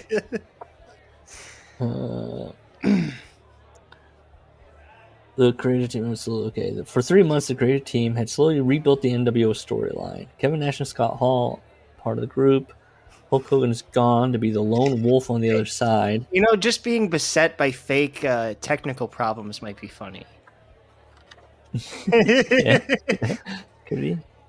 Just cut them off with I some like static that. every now and then, or just start echoing them. Yeah, how much can you get out of him going, Vince, I'm sorry. I see you moving. Can you hear me? Nod. Hey, listen, not recording his audio at all would be great too. We did the interview, but What else could you do? You could do the we have technical difficulties. You get him to offer up his advice. Try plugging your microphone back in and out. Maybe it's a cord. Bro, it's your cord. You got to change cords. they used to have Radio Shacks. What happened to them? Battery of the Month Club. I thought, is there a Battery Plus in a mall that Vince is sauntered by? Didn't buy anything, though. Just Wow. went in. Amy, can you imagine? They've got all the batteries. Quadruple A. Oh yeah, Tank Abbott. Oh yeah, NWO. His NWO. Hulk Hogan's gonna be the lone wolf. Nash and Hall. In were Scott Steiner, Jeff Jarrett, and the last piece, Bret Hart. It was going to be a war of egos, and that's where great writing was going to come in. However, just as soon as the last piece was in place, Bret Hart, the Hitman, suffered a bad concussion courtesy of Bill Goldberg's boot to his head. So now, the Monday before the upcoming pay-per-view, when Superfly Jimmy Snuka splashed him Jeff Jarrett suffered a concussion when Jimmy Snuka splashed him from the top of the steel cage. So he's like, what do I do? Well, when you do this job, you're trained to think on your feet. So he gets his crack staff, quote unquote, together for an emergency late night meeting. Present were Terry Taylor and the reliable Bill Banks. I'm not sure if Ed was there or not. I think he would have had to be, but for some reason I don't remember. Which then my alert, my sense went off. Why does it matter if Ed's here or not? Yeah.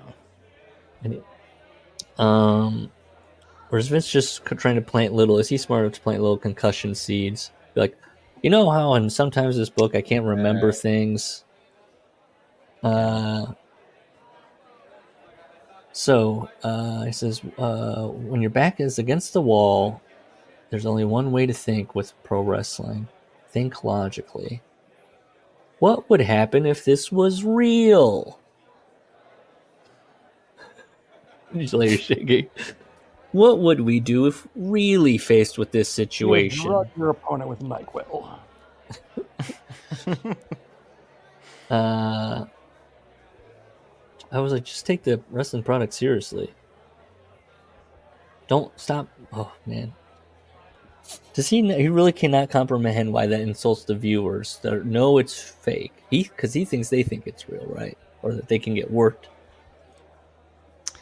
Because when you do this, I guess it's you're right. embarrassing. Yeah. I feel like I've heard him use the phrase like "don't insult the audience's intelligence." But then he does that, and he's like, "The show you're watching is." Does he think he's being smart? Yeah, no, you're right. He's playing both sides, and he thinks he's fooling people, and that was always his downfall, that it fooled nobody. All these shoots. Yeah, the inside people didn't like it because it was fucking cringy, and the normal wrestling fan didn't fucking care either. We just want to see like fucking freaks of nature like throw each other around. You don't get it, bro. It was a Russian doll of meta. It was a fake show that was shoot, but also the shoot was a fake. How much backstory did Ronnie Garvin need to sell the Omni? I'm gonna go back next week. What? Sell it out again. I'm going back the week after that. Sell it out again. It's funny here because then he says here as we get into it, I felt secure with Brett as the champion. I just felt so safe. So this is more, I'd say, a WWF thing, right? Than he feels so safe with a WWF thing than just because Brett's not a character guy. He's not Yeah. Why does he feel safe with Brett? That he's going to write everything around Brett? I think it's just because he's got that WWF is better. The entire landscape of WCW had to change. I believe it was a Thursday night when we met because we had to write the show on Friday. We had to fix Sunday's pay-per-view. That is really where you relied on your writing ability. Tonight wasn't the night to do that. Tonight we just needed to put a Band-Aid over our newly acquired gaping wound. So as we started everything, I opened up with, what if... There's blue sky in it. What if a battle royal of sorts was booked to crown a new world champion? And then, by the way, he pauses everything to go, I love that world champion nonsense. It's hysterical when you think about it. A fake wrestling belt that covered the entire world. What were we thinking? Every sports championship is referred. Yeah. Right? It's not like somebody like a team Wait. from like fucking let me come up with a funny country name. Bhutan. What's that? Did you say Bhutan. Taiwan? Oh, Bhutan. Futon. Bhutan, yeah. It's not like they can just show up with an NFL team and like Yes. No, it's nonsense, Gus. A world. The entire Earth. One person's the best. Okay. He goes, anyway, what if there was a battle royal? Wait, what the fuck? 30 to 45 minutes? Battle Royale? Yes. Yeah. What if Sid outlasted 26 other Yes. opponents? Why are there only 20? Well, I'm sure we'll get to it, but in a 30 to 45 minute span, who's working He's that one of long the in a first. battle royal? Well, it's Sid, because he's one of the first 3 guys in. That's what he writes. Well, a battle royal, everyone starts. So Vince already doesn't know what he's talking about. Yeah. Well, if no. it was a Royal Rumble, yes, that makes that's more what sense. he's describing. They're he's just going to do a describing- Royal Rumble Yes. on the fly. We've never. On- It's the day of the pay per view. We're now doing a Royal Rumble. on Nitro. Or no, You know on the how pay per much, view. like, Sorry. to, Yeah. like, you know how much like intricacies are in like booking a good like. Oh my no. This is also January, so it'd be Yeah. going up against the Rumble. Same month. Wonder how he came to this idea when his back was against the wall. What if we do the thing that's happening right this month, but ours will be better? What if sad? What if Sid was in the ring alone, battered, beaten, hurt, bloodied, worn out, tired, and dead on his feet? Who does he think Sid is? Stone Cold. Okay. So It's Sid, man. Just have him fucking powerbomb people. I don't need Sid to like do a Lou Thez Broadway show. Like it's well, then the last competitor makes his way out to the ring. What if the last competitor was a fresh, hungry lion looking to make a name for himself in the wrestling business? What if that competitor was a shoot fighter by the name of Tank Abbott? And I think young, hungry lion. Yeah, Definitely think well, hungry. Well, again, let's get back to what if this were real. If this were real, Tank Abbott would have hit the shocked Sid one time and sent him sailing over the top rope. If it were real, they wouldn't need a writer. yeah. You'd be out of a job. Bro, it's so real. I'm gonna Yeah, quit. that would be a baller move, though. Just draw a paycheck from Turner. Like, Well, that's what would happen if it were real. Terry, Bill, and whoever else there digested it, tweaked it, and then said, let's do it. Could they have had reservations and been afraid to speak up? Maybe, and that's cool. This guy, I cannot get a handle on this guy. Yeah, maybe these people, you can't even say if your friends thought it was a bad idea or expressed He's any just a kind of schmuck. maybe we shouldn't do this. So he's he a has schmuck. He's a schmuck. he doesn't want to throw them under the bus. He feels like they attacked his idea. But then he also, in writing, wants to give them an out and be like, hey, by the way, I wasn't bothered by it. That's why I'm doing all these, jumping through all these hoops about this. Maybe it's cool if they didn't want to do it. Where did we go from here? Who knew? I was like, you're the booker. This is your job. What are you talking about? Where do we go from here? Who knows? We weren't going to figure that out tonight. But I had confidence in my writing ability to know that we would have taken it where it needed to go. Where did it need to go? Well, that's up to the fans. All you have to do, listen to the fans. I think a lot of fans say Russo sucks. So he must struggle with that. With them as the barometer. Recently, Raw's numbers were down, way down. And he talks about Edge shockingly walked away with the WWE World. And he goes, yeah, they have a World Champion too, title. The next 2 weeks, the ratings spiked. Was he talking about Money in the Bank here? Isn't that when Edge first won the title? Yeah. Or No, he No, won an he Elimination won- Chamber. Oh, okay. Or whatever. didn't he New catch it on a Year's. pay-per-view? Yeah, it was the That January. wasn't his. Look, yeah, I wasn't watching at the time. That wasn't his first reign. It was his second one. He cashed in. Okay. Remember when he jumped off like a 20-foot cage at the age of like 50 something and just landed on his feet? All these guys did interviews when they were out that were like, I don't have anything left to prove. I don't really, I can't see myself really ever going, I like my life now, and then, yeah, they're jumping off cages or working on a disintegrated neck. And, well, how many, Phil comes back, he gets hurt. Hang on. Yeah, no, hurt. see, I missed this the first time. His description of this Edge run. Edge did pop the numbers, but it wasn't like a million more people were watching, and they didn't plummet when he, it was like a 3-2, and it might have went up to a 3-5, and then it went back down to a 3-3. So do you want to know why they were into it for that little bit? They never saw it coming, and they're with it. Wrestling fans love to get fooled. Because the majority of them think they have it all figured out.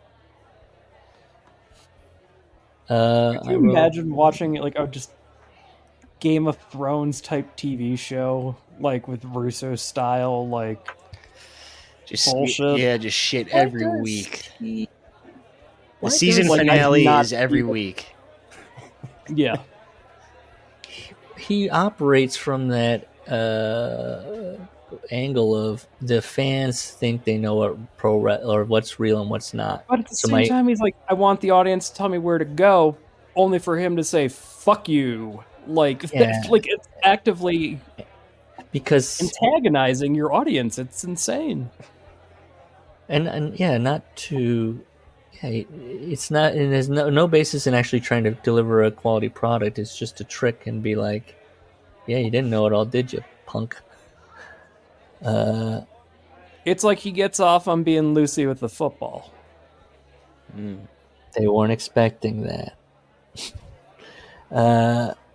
3 weeks later, at the next pay-per-view, the title comes off Edge and the ratings plummet again. This happened because bookers had written the storylines 3 months in advance and I was like, no, wrong. Come on, you weren't there. I guess it got worse as he got old. Once it became public, the company went public.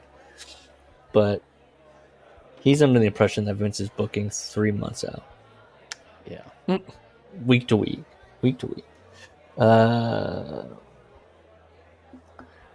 So they had so they weren't listening to the crowd. So you they do had no idea how to both, change right? the booking on That's the the spot. answer. Hang on, right? Yes. You have an overarching thing, and then does guys get hot. You can heat them up. Well, no, Tony Khan doesn't do the heat up part, No, but he does all the other stuff. He does the booking in advance, and then also not booking in advance, and also the pivoting, but never the warming up. Yeah. He does manage to get people hot, and then ice cold. This happened because bookers had written the storylines 3 months in advance. Okay. Wrestlers write according to their audience is telling the bookers book according to the way the bubble for the past 50 years. Nuff said. And he writes that. Nuff said.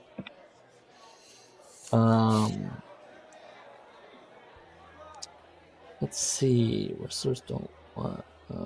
He's touchy. Bookers book because the wrestlers don't watch TV. I don't know what I'm talking about there. Just to end this chapter. I don't know why you're dragging this out here. He doesn't say anything else. We'd worry about that later. So he says we'd worry about that later. We had more time. He's talking about Tank Abbott. Yeah. So I never slept in those days. Yeah, I did make the note that he said that they're on this like super urgent clock to figure it out, and then he's just like, whatever. It don't matter. I never slept in those days, never. And he says it's just a matter of time. It's like in the background, he can hear James Hetfield, lead singer of Metallica, sleep with one eye open. Don't worry, James. In the wrestling business, you always do. Vince is paranoid.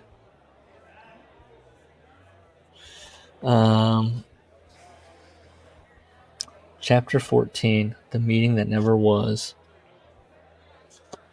So it's Bill Bush. They're having a meeting. And it's him. And Flair. Yeah, Hogan and Flair.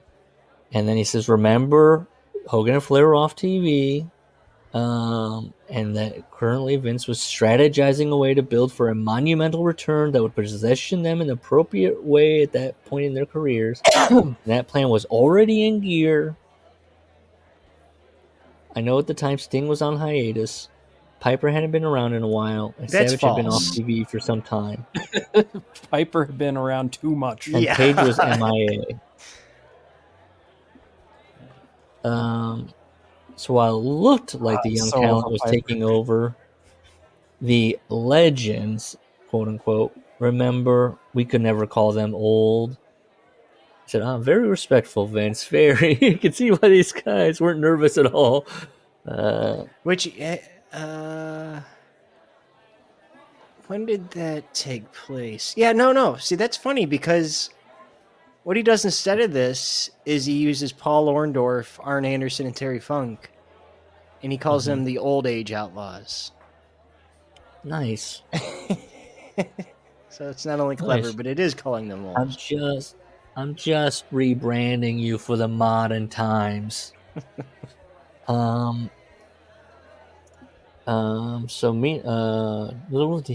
while it looked like the legends were plotting their sneak attack in some secret bunker some 100 feet underground, like that fat Fox show Unanimous. I haven't seen it. I haven't seen it. Don't know that 2006 to 2008 network television reference. Talk about a work. Are you kidding me or what? If the show were a shoot, The show. wouldn't the contestants just award? Oh, he's talking about Unanimous. Wouldn't the contestants just award somebody the $1 million the first week, and then just split the money between them?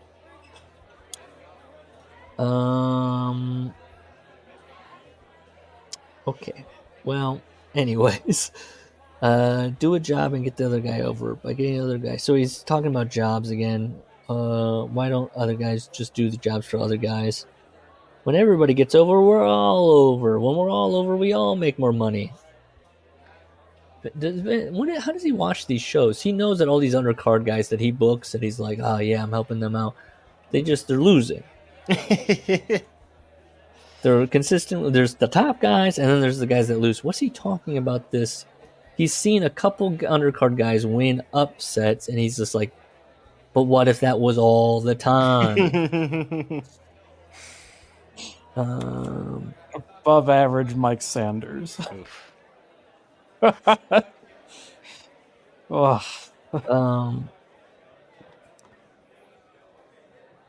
And it's also a lot of the guys. They're like, yes, that's my role in this company.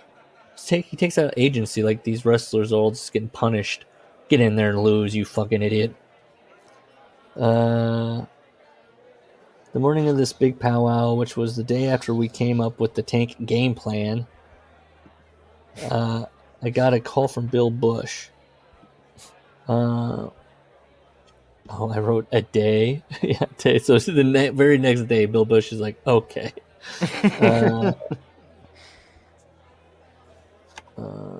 Vince is foggy, but also not. Oh, that he does do the thing. I'm like, he kind of remembers and kind of doesn't. Bill starts the conversation by saying, Vince, is it true that you're going to put the WCW World Title on Tank Abbott? Vince, you can't do that. So okay, it's bad enough that the wrestlers are bookers, but now we have our first accountant turned booker. Bill Bush didn't know Tank Abbott from Bud Abbott. So then he's imagining that he's Tony Soprano, and then there's a rat. That's Abbott and Costello, isn't it? oh, okay. Yeah, I know. I'm not 104, so I don't know why I know that, but well, I do know what because was Costello's first name? Let's Yeah, find Bill out. Bush is clueless. right. Lou Costello and Yeah. Bud Abbott. Bud and Lou? Lou Costello and Tank Abbott. Bill Bush is like, yeah, the guy. Tank Abbott. Lou. Still, I know that team. He thinks he's like, there's a rat in my crew. That's where, Vince, not paranoid at all. He's like, who ratted me out? Must have been those reservations that, those cool reservations. He's cool with it. They had reservations about the idea, so they went behind his back and called his boss. So immediately Vince gets into like a frenzy. He goes, he's like, people manipulated Billy Bones, he keeps calling Bill Bush Bill Bones, into getting into a frenzy about it. I'm not the one that's mad. One Angle is going to, so basically now Bush is convinced that One Angle is going to bring down not only WCW, but TBS, TNT, CNN, the Atlanta Braves, Ted Turner, Jane Fonda, Jane's co-stars in 9 to 5, Lily Tomlin, Dolly Parton, and last but not least, the entire chain of Ted's Montana's Grills. You mad, Vince? You guys ever been to Ted's Montana? No. He always. No, they're not bad. Oh yeah, we had one in town. Yeah, I went there. They're fine. They're fine. Yeah. Yeah. Wow, Vince gets like when he gets. There's one in Columbus. I'm going. Oh boy. Yeah. Well, next time you're in town. Hey, bring your appetite. Go away and don't ride the bull. Or is it a bison? No, it's a bison. Yeah, they got a buffalo, or a buffalo. Yeah. So enjoy the bison burger. Vince does this when he gets kind of put on blast. He'll really, so that's what you want to happen? You want my kids out on the street? Huh? Is that what you want, me selling my body for money? Is that what you want? You don't understand. Everything escalates out of me. You want to say, hey, settle down. We're just saying that Tank Abbott can't be world champion. Imagine like you're like a Turner executive. You went to like Northwestern Business School. Mm-hmm. You are respected in your field. You're a member of your community, and you've got this Yankee asshole. Right. You're just don't put the midget beating off in a trash can on national television, and he's yelling about you destituting. I saw it on TV though, bro, and it did monster numbers. I thought that's what we're trying to do, and they're like, what? So, you're getting calls from the wrestlers. Imagine having to take that call like while you're dealing with real business. Yeah. Terry Taylor's on the phone. He says Tank Abbott's going to be world champion. Oh, Tank Abbott was dead. Oh, okay. I guess he says yes, and then Terry Taylor then goes on. I'm assuming Terry Taylor he's got to smarten up Billy and be like, "Look, the business will fail with Tank Abbott as our draw." I can't, understate the severity of the situation.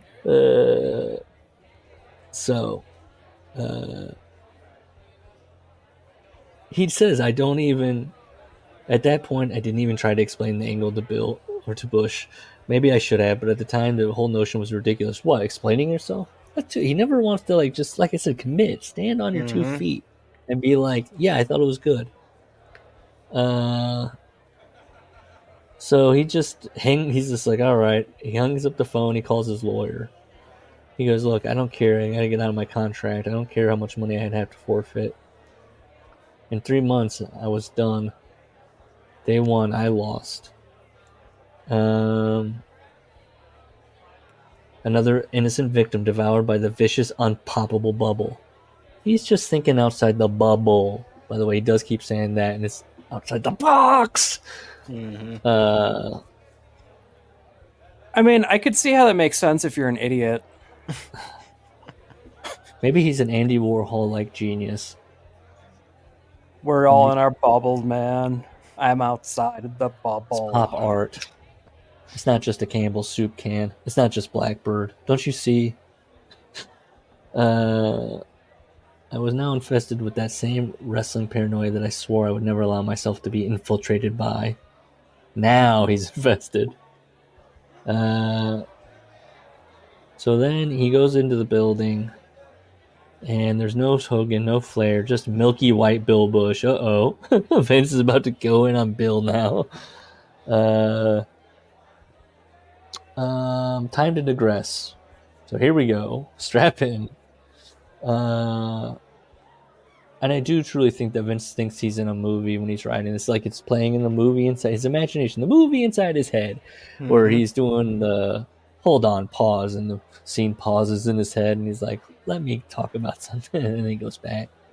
But reading it all out is very bad. It's 11 a.m., footsteps from above my head waking me from my slumber as my oldest son, Will, is home, having slept the night at a friend's house. Barely awake, I pull myself off the couch in my dungeon. Okay, it's 11 a.m., by the way. It's 11 a.m. Barely awake, I pull myself off the couch in my dungeon. Loser. Yeah, he was up late watching old Tennessee tuxedo tapes. He's got the honeymoon. He's got the Honeymooners box set. Oh yeah. Oh yeah. Within seconds, fold the sleeping bag, turn the blanket, and throw it into a nearby closet, along with an old pillow that lost its feathered plump years ago. Where's Amy? Upstairs, running the house. I had to hide the evidence. I didn't want him to know that I wasn't up yet. I think by now, the family knows. Where's Dad? What time is it? It's almost lunch. He's downstairs on the couch sleeping. Oh, with the sleeping bag again? Yeah. It's like his bed downstairs in his finished basement. He was up late making roster moves in his fantasy league. God. Watching his fantasy baseball team play. Well, how does that work? Does he have the package? No. Give me 2 minutes, real quick. Sorry. Oh, we're singing "Happy Birthday" to Larry. That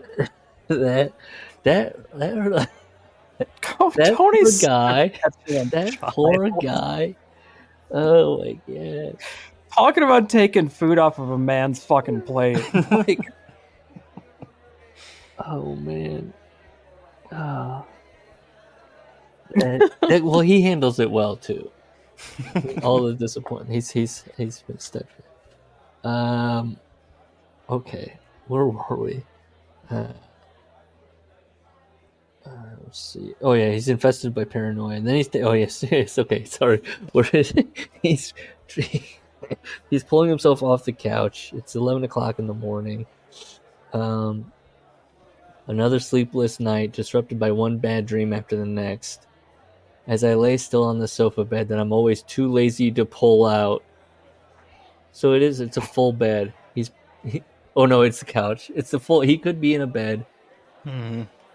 Is that more weird to lay in a bed all the time in your basement? That's supposed to be the couch, but it's only supposed to be the bed, like for space saving measures. But now it's your bedroom. Like, is that weird for his wife to be like, he's in the bedroom, and they're like, no, he's not. No, the one downstairs, the basement. I hope it's a futon and not like an old school pull-out couch. Because those are better left as a couch. Oh, absolutely.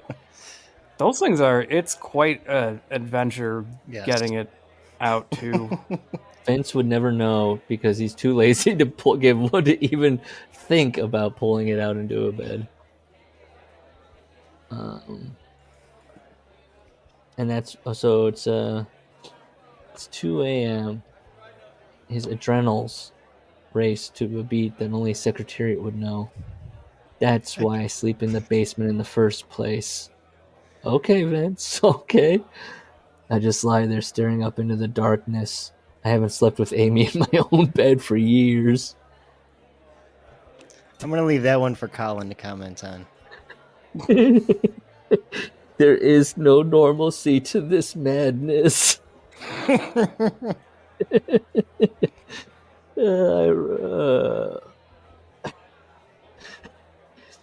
So, see, I mean, he had me at this one. I was like, so what are his nights looking like? He's having night terrors. Many nights I'll lie with Amy until about 11 p.m. Usually when she begins to snore delicately.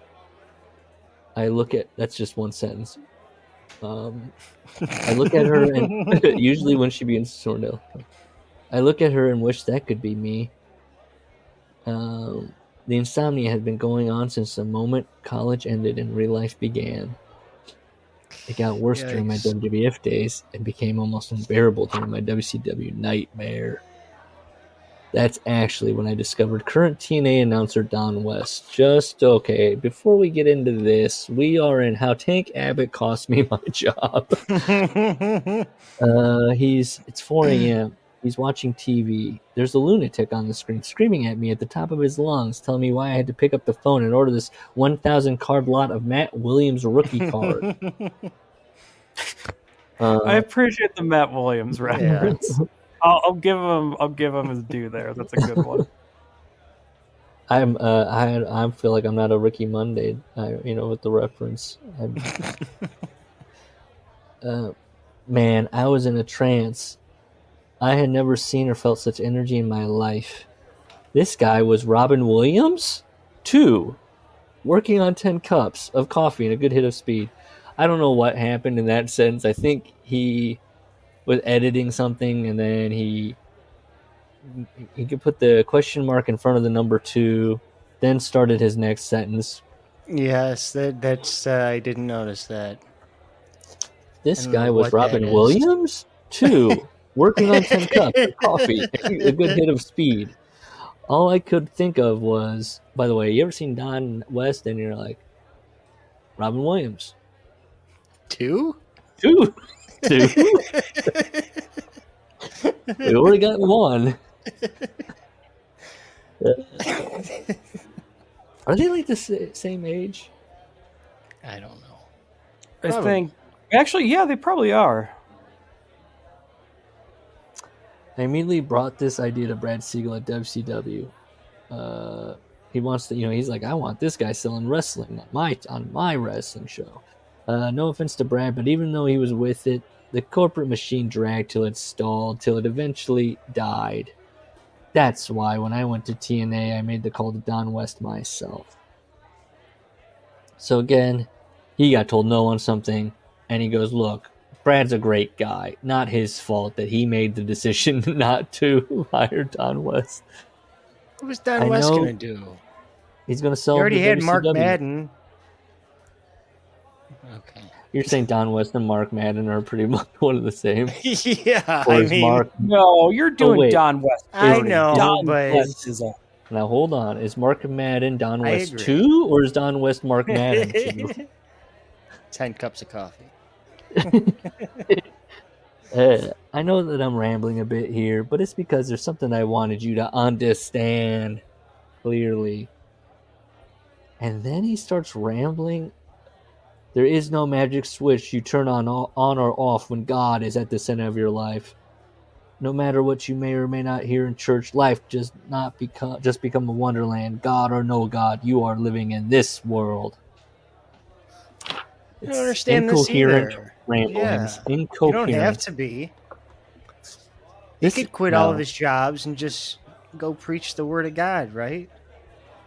That's not serving him, though. He's what's... when we get to what he thought he was doing when he was serving God. Okay. Vince, to be fair to him, a lot of times prophets do talk like this. You can't make heads or tails of what they're talking about. Is God speaking through Vince with this book? Said he was. Is God trying to... Is this us being touched by God? By reading Vince Russo's take on Christianity. No. I'm 45 years old. What was it here? Wait, hold on. Oh, this is where he starts talking about the news, where he's like, watch the evening news. Monday, Tuesday, doesn't matter. We're painted to be failures, losers, inadequate, liars, cheaters, killers, 100 dark news stories, maybe one single ray of light shining through. It wrote, Vince is suffering from depression. I'm 45 years old and I haven't worked on the clock for nearly 10 months now. Every day my savings, the money that I now support my family on, decreases in size, and I feel it with every dollar I spend. And he starts doing this thing like, $10 for gas? Okay, so because I gotta get to where I gotta go. Now milk? Oh, we gotta eat. The money. These are things you don't look at when you're making a 6-figure salary. 6 figures feels like a lifetime ago. Did I save my money? Of course I did. But remember, my run wasn't that long. My high salary days were between 1997 and 2001, a 4-year period. During that time, I also listened to a friend of a friend who advised me to invest in blue chip stocks. What an idiot. Bro, the safe ones. 500. The You park it standards in a and practices 500. He's looking at that and he's realizing, like, they did it to me again. So when the Twin Towers came crashing to the ground, so did my nest egg, to the tune of over $200,000. Was the stock United Airlines? What happened? What were you trading in that lost all the money? How do I live with that? He was told they were safe. They're blue chip. He does the thing that this isn't normal in anyone's life. That wasn't supposed to happen. Is it the American dream? It's the American dream, remember? Or at least that's what they told me. Depression or suicide, which is it gonna be? I don't know which is more painful. This is my last resort. Losing that money 3 years ago, I didn't know what to do.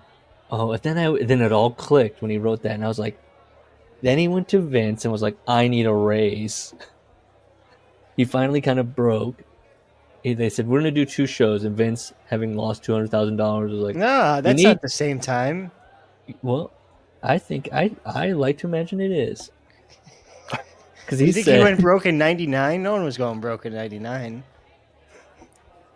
Well, he lost it all in the stock. He said he lost all his savings. I don't think he... After I think he's saying 9/11. broke. He says 9/11. Yeah, his value That's 2 plummeted years like after. the 2 hours. Oh. So that's Same a time kick he in the would have been knee. out of a job at WCW. Oh, okay. Thus. That's right. The Twin Towers. How can I forget the Twin Towers reference? That's right. Okay, so wow, what a kick in the pants. Oh, okay, so wait, let's flip it then. Remember when he's like, it's January. Oh, it's not till September. Remember when he's like, I threw a big stink and I walked out. Did I breach my contract? Oh, that's coming up. And then he's like, and then I came back. So, losing that money 3 years ago. Okay, is that where I got confused? Now Because if he's that is writing in weird. 2006. Yeah. So then the Twin Towers came crashing to the ground is just a metaphor? And then in For losing 2003, he lost his Yes. money. That's worse. Oh, yeah. In New York. But he says, when does he think that they crashed in 2003? Because it was such a blur. Losing that money 3 years ago, I didn't know what to do. Or does he have Al Snow disease, time passage, and all that? Oh my They confused. Yeah, my father was diagnosed with ASD. What did he have? Why was that happening to him? He wasn't eating Because enough? he thought he had Bell's palsy, but he actually had 2 strokes. Oh, he was having strokes. That's right. Is it entirely possible Vince that's happened to him? I can see him being confused. Just 2 confused guys trying to put together something. Oh, bro, Al, that's, when you sign up for their gimmick, that's what you get. Bro, Al, it's ever been lunch and you're like, I just woke up, and you don't know if you just woke up or time passed? Yeah, all the time. Losing that, okay. I simply asked. So he's like, "Oh my God." He goes to God. I simply asked God, "What are you trying to show me in this? What are you trying to teach me?" And he learns that money. I was never meant to have that money. Look at how I earned it. It was nothing more than dirty wrestling money. Sweaty, filthy, meaningless paper made Hold by... on. What? So Vince is insinuating that 9/11 happened because he wrote "choppy choppy pee pee." Why is All those the bad innocent stuff lives is had to be sacrificed. Or God's just a good writer, and he kind of he's weaving funneled all everybody's these story bad in. things, Yeah. into the same thing. He's like, and watch this. Vince Russo will also learn a lesson. There's going to be a lot of stuff that happens from this one event.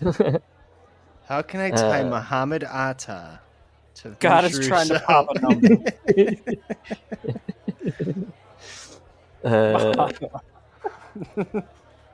It was sweaty, filthy, meaningless paper made by and throwing again, every shred and of- again, within months, he'll be back at it. Mm-hmm. Yeah, he's never not made money off. I'm just saying he's about to go to TNA. Oh, right, yeah, and he's going to keep writing and then he's gonna have Sport Entertainment Extreme. Well, that was now, to 02. be fair, He'd done that. Terry Taylor hasn't turned him yet, like a vampire. If he's just now. Wait, when is he writing this? He's with TNA. I'm so fuzzy on when No, Terry he's Taylor... not. No, this is post the first TNA run, but right before he goes back in 06. Okay, That's why he's 'Cause had so he much does- heat with Jerry Jarrett in this book. I'm confused because I'm at the part of the book where he's like, I'm working with Jeff Jarrett, and it's present in the writing of the book. It's present day, and I was like, oh, okay. So I guess he hasn't said I'm back. He's just kind of like, that's my day today. Yeah. That's why I think he's also playing fast and loose with whether or not he's back with TNA yet, because we talked about it last week. The timeline, he says he wrote this in the fall of 06. He's back in September of 06. And a lot of the chapters hinge on him being on the outside of the business. Yeah. And he has... he threw away every shred of moral value that he had just for the almighty dollar. I just plain spit in God's face. Nothing I did back then glorified him. Nothing. It was all about me.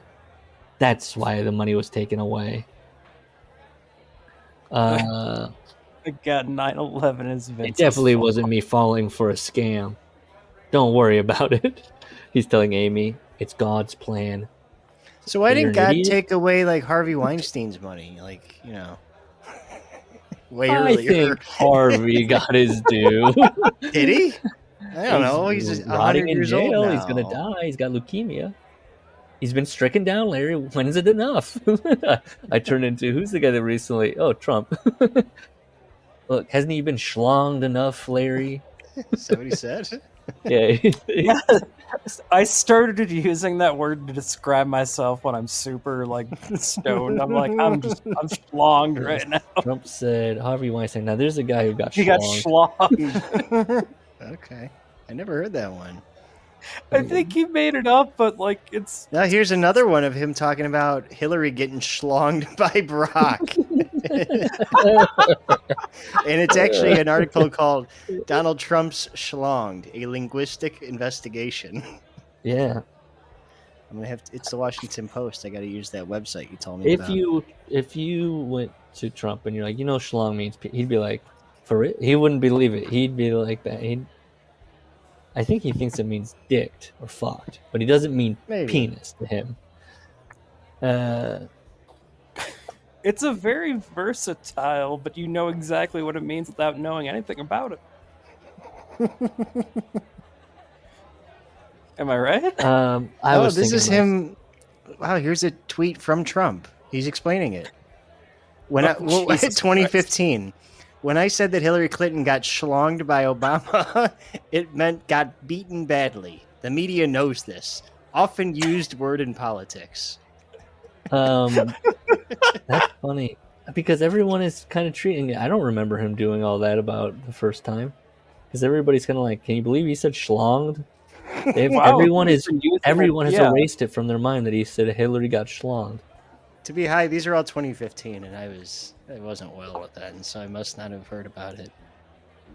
Would that have made you any better? Yeah. You know what? This makes me feel good. Wow, this is how it got into he quoted a 1984 article where they used it in reference to Mondale Ferraro getting schlonged. I like that. Well, right now Vince is getting schlonged by God. Me You went to or money? you went to LexisNexis and typed in schlonged, and that was the only article that came back. Me or money? Only one will be your God. You choose. I did, and I lost. And he says, that he doesn't talk holy talk. He only works with what God gave him. Are we still? We're still in the chapter about Tank Abbott. Mm-hmm. Is this how long the the meeting that never was? Which is He's back in basically the Tank Abbott. Yeah. I know that's why I'm writing this book.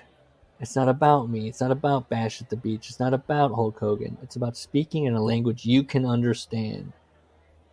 Strike 2. Nobody ever spoke to me about Christ in a language I could understand. I remember a lot of people coming up to me and saying, God loves you. Man, that meant nothing to me.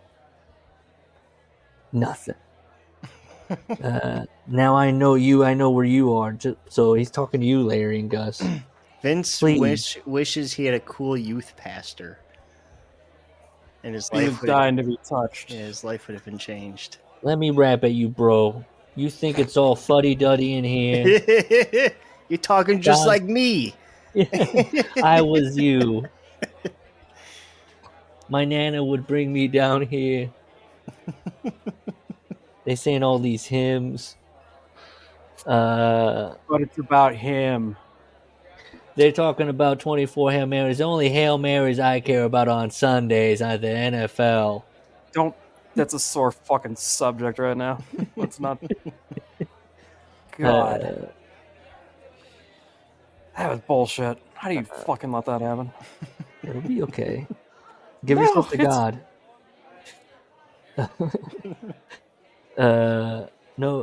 God loves man. Okay, now I know you. I know where you are, Gus. See, this is to you, Gus. I know where you are. Please, just open up your heart and mind. I promise you, God will do the rest. Back to the meeting with Billy Bones. Vince needs a therapist. Bill asked me to come into his office and sit down. Man, he looked sick. I mean, downright ill. I don't know if I'd ever seen anybody so nervous. You think Bill was nervous in this meeting? No. That's. Why would you be nervous? Vince, he started, and then Vince goes, man, he was nervous. I don't even think I was this nervous when I got to meet Gene Simmons after being a fan for almost 30 years. Vince, we've decided to take a change in direction from this point forward. We're going to have a creative team that you will be a part of, but not the head of. He then went on to rattle off some names of those who would be on the committee, one being a friend of his who was the lead singer for a band I'd never heard of called Husker Du. Yeah, Bob Moles. Which I looked up to see the story on that, and he was a friend of Gary Juster.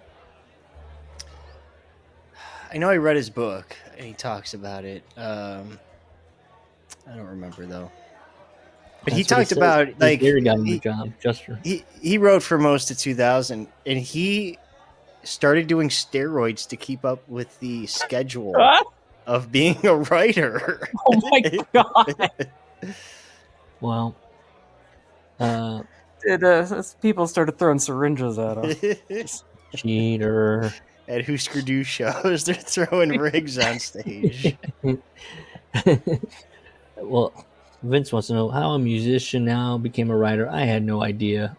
He's so rigid with the a musician being creative and writing something.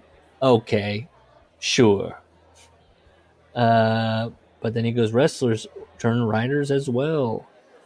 Without meaning, so he's listing off names. Vince won't name any names.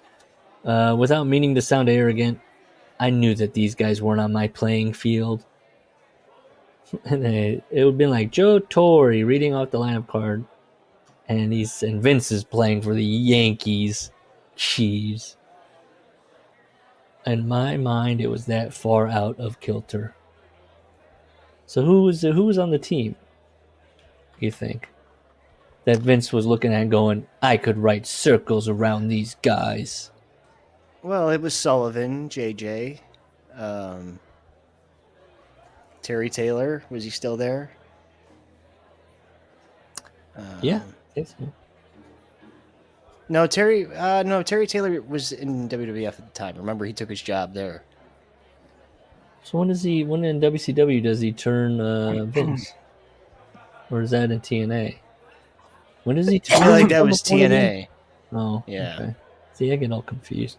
The pigment of Bill Bush's skin is now absolutely absent. Bill's voice grew weaker with every word.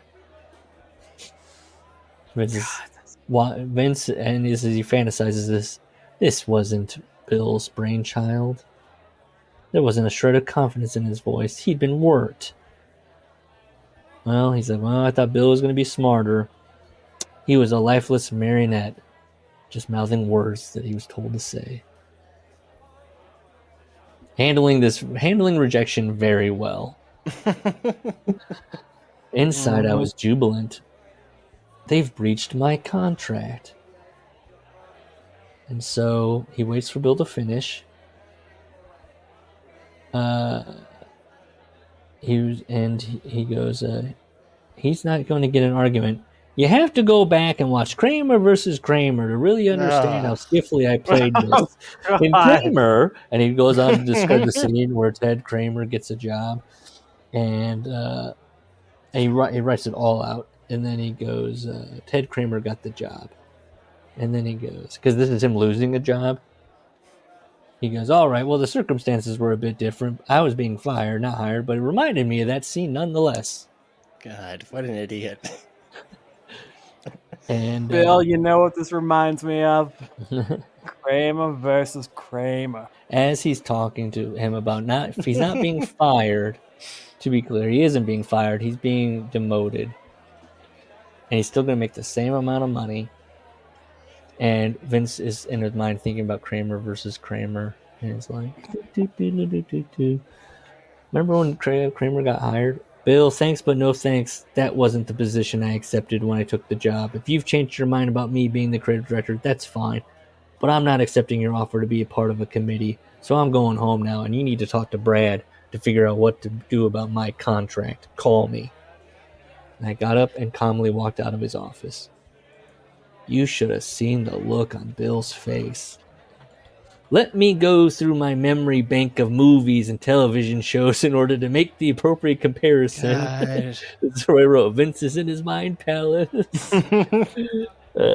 Okay. I'm looking for the perfect picture of surprise. No, not surprise, but more like total shock. Let me think. Okay, here's one. Luke, I am your father. Oh, well, maybe that's being a bit overdramatic. This is where Vince goes. He's trying to tell you something that happened to him. I know. And he goes, pause. Let me think. What movie have I seen that I could describe to you? You stick to... So he says to the Husker Du buddy, Bob Mould, you stick to writing song lyrics. I'll stick to scripting fake wrestling shows. Again, how it's so easy for anyone to be a sports entertainment writer, I have no idea. Vince, come on. Vince. Yeah, I mean, why are you qualified for it? Vince. I went to Indiana. Well, Larry, there's a lot more to this than just laying out a match. There are characters, storylines. And by, plots. hang on. The quote isn't Luke, I am your father. It's no, I am your father. So Russo doesn't even get it right. Correct. Okay. I'm not even a Star Wars nerd, but I know that. I know that it's often misquoted. Well, it's his memory palace. He hasn't saved it correctly there. It's how he remembers it Yes. that he's conveying to us. So, and it's not just writing wrestling. Remember, I think it was last week. There's booking wrestling, and then there's writing wrestling. Mm-hmm. There's a lot more to this than just like there are characters, storylines, plots, arcs, dilemmas, emotions, twists, turns, conflicts, comedy, drama, tragedy. At least could you put conflicts, drama, comedy, then tragedy instead of drama and tragedy? Anyways, if they don't know how to write, the ratings will reflect that. Okay. Right? So he goes, this decision was made weeks ago. Bill was looking at him through his Vince is the Antichrist glasses. They had poured him the poison, he drank it, poor sap. It wasn't his fault. Vince is disturbed. Mm-hmm. So Vince goes home. Thanks to little Lou Gianfrido's words from about John Fritos. Words from about 5 years ago. There was nothing to take from my office. It could be over any day, he said. Okay. So what do I tell Amy and the kids? I held the drama closer to my vest. Then Bruce Wayne does his secret identity. Bruce Wayne is the secret identity. I had uprooted them only 3 months ago for a life that I promised would be better. Man, what will Will think? What will he say? In my life today, the only greater failure would be the failure to serve my father, my God, the failure to stop pursuing his will for my life. Second Sopranos reference in here. Dr. Melfi's office. Oh, yeah, right, yes. Will find himself. You skipped the other one when he said it would have been like Tony having Sylvia. Okay, and Paulie. Yeah, I said, yeah, he's got a rat. Yeah, he's got a rat. We might just have to interview him about that. It's Sopranos talk. If you were in the mob, Vince, what would your nickname be? Hamotoes.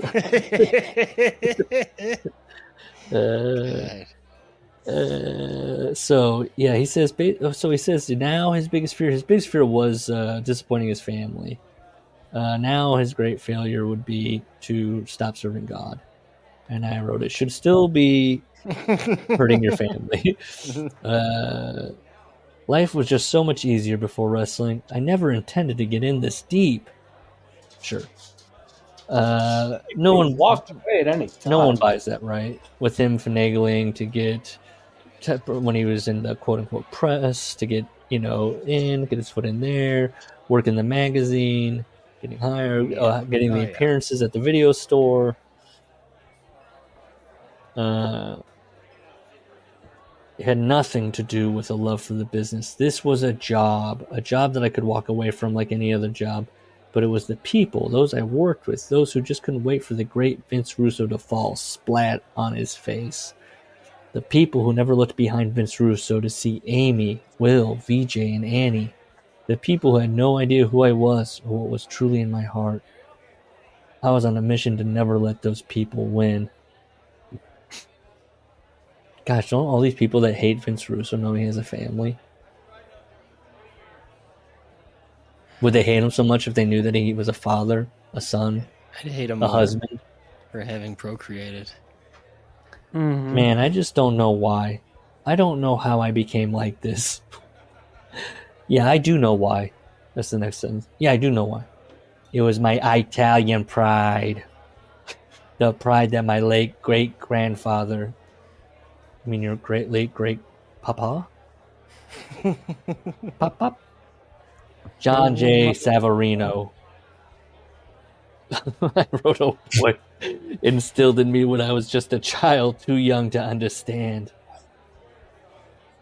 Nobody would ever beat my great-grandfather. Pride is a very dangerous thing. There's definitely some certain pride. White pride, that's dangerous. Pride can be the downfall of any man. My pride was my worst enemy, not anybody else. I don't understand what he's saying in this sentence.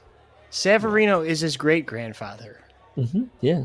And then he says, nobody would ever beat my grandfather. Yeah. And to take one step back. What is he talking about, his father then? I don't understand what he's talking about. His great-grandfather. But then he says grandfather. Yeah, no. I thought he was doing like a down the line generations thing, but he could be if he's writing very artistically. Because when he says, and to take one step back, you wouldn't even try. Like my father, you wouldn't try either. But he doesn't really tie. That's maybe I'm thinking he's too stream of conscious for that. I'm going to psychoanalyze him right now. He doesn't have any pride. He has no pride in his work because he never defends it. He just offers up excuses and points the finger. He's always in all these interactions a coward and just like, I wonder if he's thinking bad thoughts about me. Well, I love him and I respect him. I want to know why he said something bad about me. So he has no like determination, no grit. So I don't know what they did to Vince. I don't know why he is this way. It's not pride, it's fear. He doesn't want to be cast as like he doesn't want to be like if I fail, that means they were right. Dude, Turner is just like, you can sit in an office, you can stay at home, just collect the check, and we're good. And why did he have to push on him? As we get into the book more and more, you'll see that he still, even though he just wants to get it over with, yet he's dying on every hill he can. I know that now. Back then, all I knew was that I had to go home and tell my family that their dad was now unemployed. I think. Why? You just said you have the contract. So what? Well, he gets confused later, and I think he's saying that's where he's bringing it up first. Your father's in litigation. He doesn't know if they breached it, or then he, being a dumb guy, wonders to himself. At no point does he say, "I called a lawyer and I figured it out." He just goes, "Wait, when I said I quit." Remember, Ed Ferrara wrote the contracts. Remember? There you go. Call Ed. But he goes, he had him put that clause in. He goes. So where is Ed in this? What, the breach? We talked with this. No. But with this thing happening, Vince quitting. What was Ed going to do? Is he on the committee? He doesn't bring up Ed. I know. I don't know if he stayed there or not. He said in that one meeting, the Tank Abbott meeting, that he could not remember if Ed was there or not. And then he was like, well, he worked there, so he should have been, right? It's like, why are you asking me? So we've just got a tiny bit of the meeting there. And then it's on to chapter 15, Heaven. And it is 1 page long. This would also mark the beginning. I'm on Ferrara's thing. This would also mark the beginning of the end of the friendship between Russo and Ferrara, who both took opposing positions. Russo refused to work with the committee. Ferrara stayed on the committee. Well, they became friends again because by now he's writing about how Ed Ferrara's book is, the greatest thing that's ever been written, hands down. Put the pens down. So 1 page chapter here, Heaven. May 25th, 2006. Soul Patrol. There is still hope in America. When the masses are choosing a prematurely gray, average white guy over a beautiful, young, body-blessed vixen, we still have a chance. Yes, Catherine McPhee was the cat's meow on American Idol. But no matter how corrupt our society is, we couldn't vote against Taylor Hicks. That really does tell you about the heart of America. It's there. It really does exist. We just need to wipe it free of the filth which stains it. The sewage which corrodes the entire world that we live in. She's talking like Travis Bickle there. I wrote that exact thing, Larry. I wrote Travis Bickle. So listen, And Ferrara stayed on under Sullivan and them, and then when Russo comes back, they demote Ferrara to a road agent. Jesus. He's putting together matches now. Where's his flowers for that 3-count match? 3-count on Trackins. Yeah. I need Oh, Sean yeah. Ross Sapp to tell me that Ed Ferrara was the agent of the match. You know that Shane Douglas Hugh Morris match on Nitro? Ed Ferrara was the agent on that one. The producer. Yeah.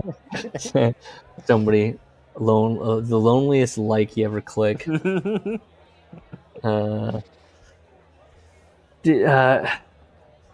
I read that paragraph of where now we're in chapter 15, Heaven, where Vince Russo is recapping American Idol. And the way he talks about Catherine McPhee, body blessed vixen, the cat's meow, Vince repressed brother. He starts talking like Travis Bickle brother. It's just American Idol. It's like, we almost were caught in the sinful trap of Catherine McPhee. Oh, we all were going to turn into deviants, but thankfully the heart is there. We go with athletics. He lives in Marietta, Georgia, and there's some famous Civil War battlefields. Literally line my own backyard. Whenever I get the chance, or at least get the energy up, it's like, let's be real, Vince. You're never getting the energy up. I'm exalted, but okay. He's walking the Civil War battlefields. He's walking the trails. He's closing his eyes. He's taking a deep breath, and he's exalted by what he believes is God's country. The full greenness of the forest, the babbling brooks of living water, the baby deer that run in herds. Is this the closest I'll ever get to Avalon on this earth? And then he's jolted. We're going to have to watch that fucking movie. Yeah. He's jolted by a sense of reality. He's looking closer at his surroundings. The dead trees, the weeds growing wildly, the litter that pollutes the brooks, the runners who spit on the ground as they pass, the pile of horse manure? The pile of horse manure covered by a family of yellow-blue butterflies. Boy, what did I write here, Vince? Oh, he's juxtaposing. He's juxtaposing out. He's like, and then he writes again, horse manure, covered by a family of beautiful yellow-blue butterflies. How perfect is that? What do you think about that imagery, huh? Is it possible that I'm going to lose it. Is it possible that we are the beautiful yellow-blue butterflies? Huh? You ever think about that? That put on his earth, to nurture it, but to also live from it? Why does Vince think butterflies live off the earth and that they nurture the earth? Did he see the butterflies on the manure and he was like, that's the cycle of life, bro? I don't even know what he's saying here. Why are we instead feeding off a pile of stale black horse manure instead of honey? But the butterflies were on the horse manure. Yeah, and he says, not a good analogy. No, we're the butterflies. First, we're the butterflies. And he thinks that the butterflies, that's what I said, he thinks the butterflies are feeding off the manure. That's a circle of... And he thinks it's perfect. Well, no, he wants us to be better. No, he wants us to be better. He goes, why are we doing that? I'm just saying that butterflies don't do that. But anyways, the Earth. Here's the reveal. Here's the swerve. The Earth isn't God's Avalon. It's the devil's swamplands. I've been to Boulder, Colorado. That scenery's only paper thin. It's a facade. An illusion. You really thought I was going to say facade. What a slam! I mean, right? He even is a hypocrite about that. Now I've he been to fucking- Boulder. It's nice. It's not an I mean- illusion.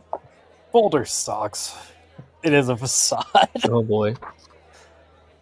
Well, fine. And that's cool that you think that. I'm gonna start using Vince's de-escalation in all my. You know what? That's cool. Boulder's not bad. It's good. It's got a great name. Boulder. Yeah. Got a great football team. I stopped when I went out there in Boulder. I had a friend over there. My friend in Boulder. It was very depressing. He's a musician, Mhm. and he rents a room, not even with a bathroom, for like $1,800 a month, something like that. So if the roommate is in, the landlord is in the bathroom, he has to go to the store. Wow. Yeah, Boulder's a cool place. That's I how he felt makes better his money. about that. I always thought, like, man, he's got the fucking life, making it as a musician. And then I heard that, I'm like, oh, that's what it's like. Gotta drive to the quick trip every time you need to take a shit. Wait, Like Al, Where- like Al okay, wait, Snow. I was gonna say, wait, is this Al? You're friends with Al? Good lord. Business therapy. Oh, business therapy is shoveling shit, then tisking people. Is it all so disconnected? I'm reading the world's worst blog. And here we go, chapter I 16. could use some pictures. We're Chapter done. 16. We're done. No. I This is was another done with Evan. This is another one-page Okay, chapter. all right. Hit it then. Back after 21 months. It's February 24th, 2008. It's been a year and 9 months since I typed the last word of the previous chapter. What? Oh, I wrote, was there nothing on TV? And then I looked it up, and there was a writer's strike when he was writing this. So the writer's strike ended pretty much right when he was like, okay, I'm back. I thought this, okay, let's see. So, the healing process is in full bloom. And basically, why was he not writing for almost 2 years? This is why he puts in the middle of the book, this was written from 2006 to 2008. Who am I? What am I doing here? What is my purpose? For a writer, it's a gift to be able to go back and read your own words from an earlier time. And so he's like, look at that 21 months ago, look at what I wrote. Look at that last paragraph in that last chapter. Reread it if you have to. No, don't make me. Please, Vince. Being a writer, that is easy. Okay, so he says, what is it? Oh, that he's like, hey, did you notice that I was depressed? He doesn't say that, though. He's like, it's pretty negative, huh? Pretty sad. Being a writer, that is easy to mask with words. But when you get on a roll, it all seems to find its way out. So Vince thought that with his excellent writing ability, he was masking his severe depression. Or that's a writer can do that. A good writer, the goal wouldn't be to be vulnerable. It would be to mask anything real. Yeah. Was illusion? I thought this was beauty was illusion. Oh, yes. I was 7 years removed from my WCW experience when I wrote about the world being an illusion. And I wrote, yes, you said beauty was an illusion. The world is okay. 7 years removed, but yet at the very core of my soul, I still had no resolution. God had changed his life, but he had unanswered questions. And I'd even used God's grace. Okay, so what essentially he's saying is that he's writing. He's been saved by God at this point, but as he's writing, he's like, why did they say no to Tank Abbott? Why did they do that? And it's riling him back up again. He's got questions that have been answered. Why did I get fired? Why did they do the booking? Who was Eric in charge or was I in charge? So he tried using wrestling as a positive, to use it for God's grace, as a gift to his kingdom, to glorify his name. But at the very root of my manhood, which would be the testicles, it is obvious by reading my own words that I still wasn't experiencing the peace that I knew that he meant for me. I'm a human being. We all are human beings. Larry, you're about to turn an age, about to have his birthday's tomorrow. Just remember, I'm a human being. We are all human beings. We can be found by God. So, 21 months, I was still wrestling with my wrestling past, asking God over and over again, what was the purpose for you placing me in this business? Don't blame God. Please, Vince. Come on. Even the Ring of Glory shows, which I wrote and produced in your honor, haven't given me peace that I'm looking for. Well, this will be a good way to wrap up. So, did you look into those shows? It's for sale, DVD. Gus said he bought it. Yep, it's on the way. Okay, I remember them happening at the time, just hearing about it. But then I want to know, like, are we getting spectacular God angles? Is there going to be a devil character? I saw some clips. Paul Bearer runs a stable. Gus, have you ever seen this show? I started reading the description, but then I was like, I didn't want to spoil myself. I got basically that Paul Bearer is being like, yeah, Yes, he wants to turn devil or something. people to his dark side, I guess. And I mean, for an indie show, and you can tell there's not a lot of people in that building. It is very, to me, it appeared very angle heavy, very promo heavy, and I'm assuming he had no TV leading up to this thing. Yeah. So, or any kind of way to get, so everyone's just, this is all happening at them. This guy's like, you know what, Percy? I've been thinking a long time about this.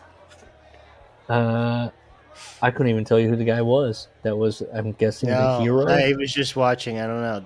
That clip was posted 18 years ago. Wow, that's a relic.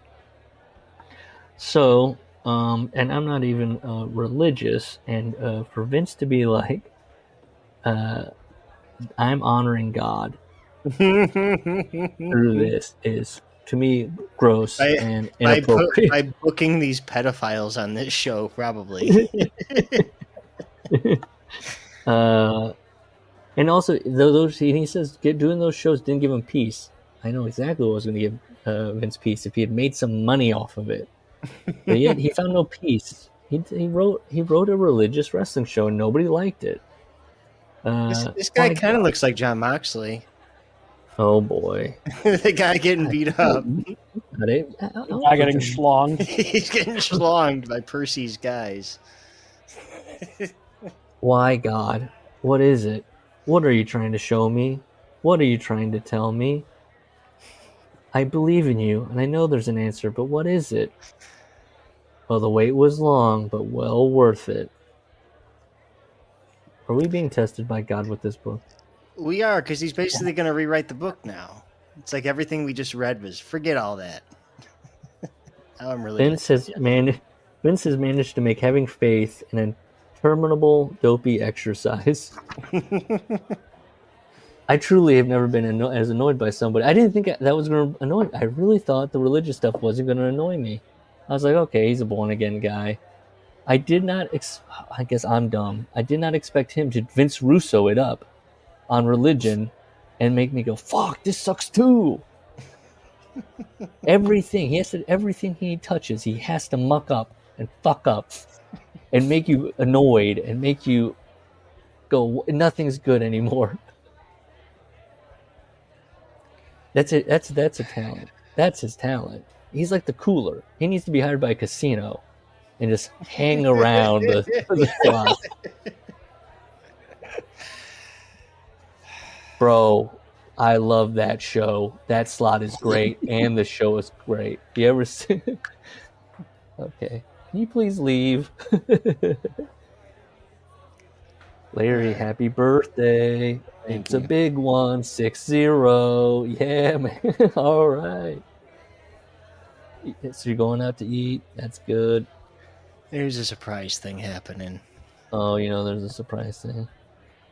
I haven't People asked. I know. You haven't even asked one of your friends, hey, you want to hang out tomorrow? And they're like, That's why yeah, I know about it. oh. That's why I know. Yeah. Well, Because say hi to I'm a Nate. raconteur, so usually on my birthday I invite my closest friends, and I like to break bread with them. And yeah, they said that sounds good. I'll let you know. I was just told. I said, "Is something going on? Because if not, I'm inviting people." And I was told, "Not on this day." Okay, on this day. My invite must have gotten lost. I got Slimer Pumas for your birthday. Yeah, they're limited edition Ghostbusters themed Slimer Pumas. I knew you liked the Young Bucks. That's a Young Bucks type of shoe. You a sneakerhead? I don't. I only do Pumas. I have like 15. Only do Pumas. Yeah. What are you, a Wes Anderson character? I don't know. Just head and toe in Slimer Puma gear. I always like skater shoes, and I don't know. Gus Puma. I'm still on a boot, so.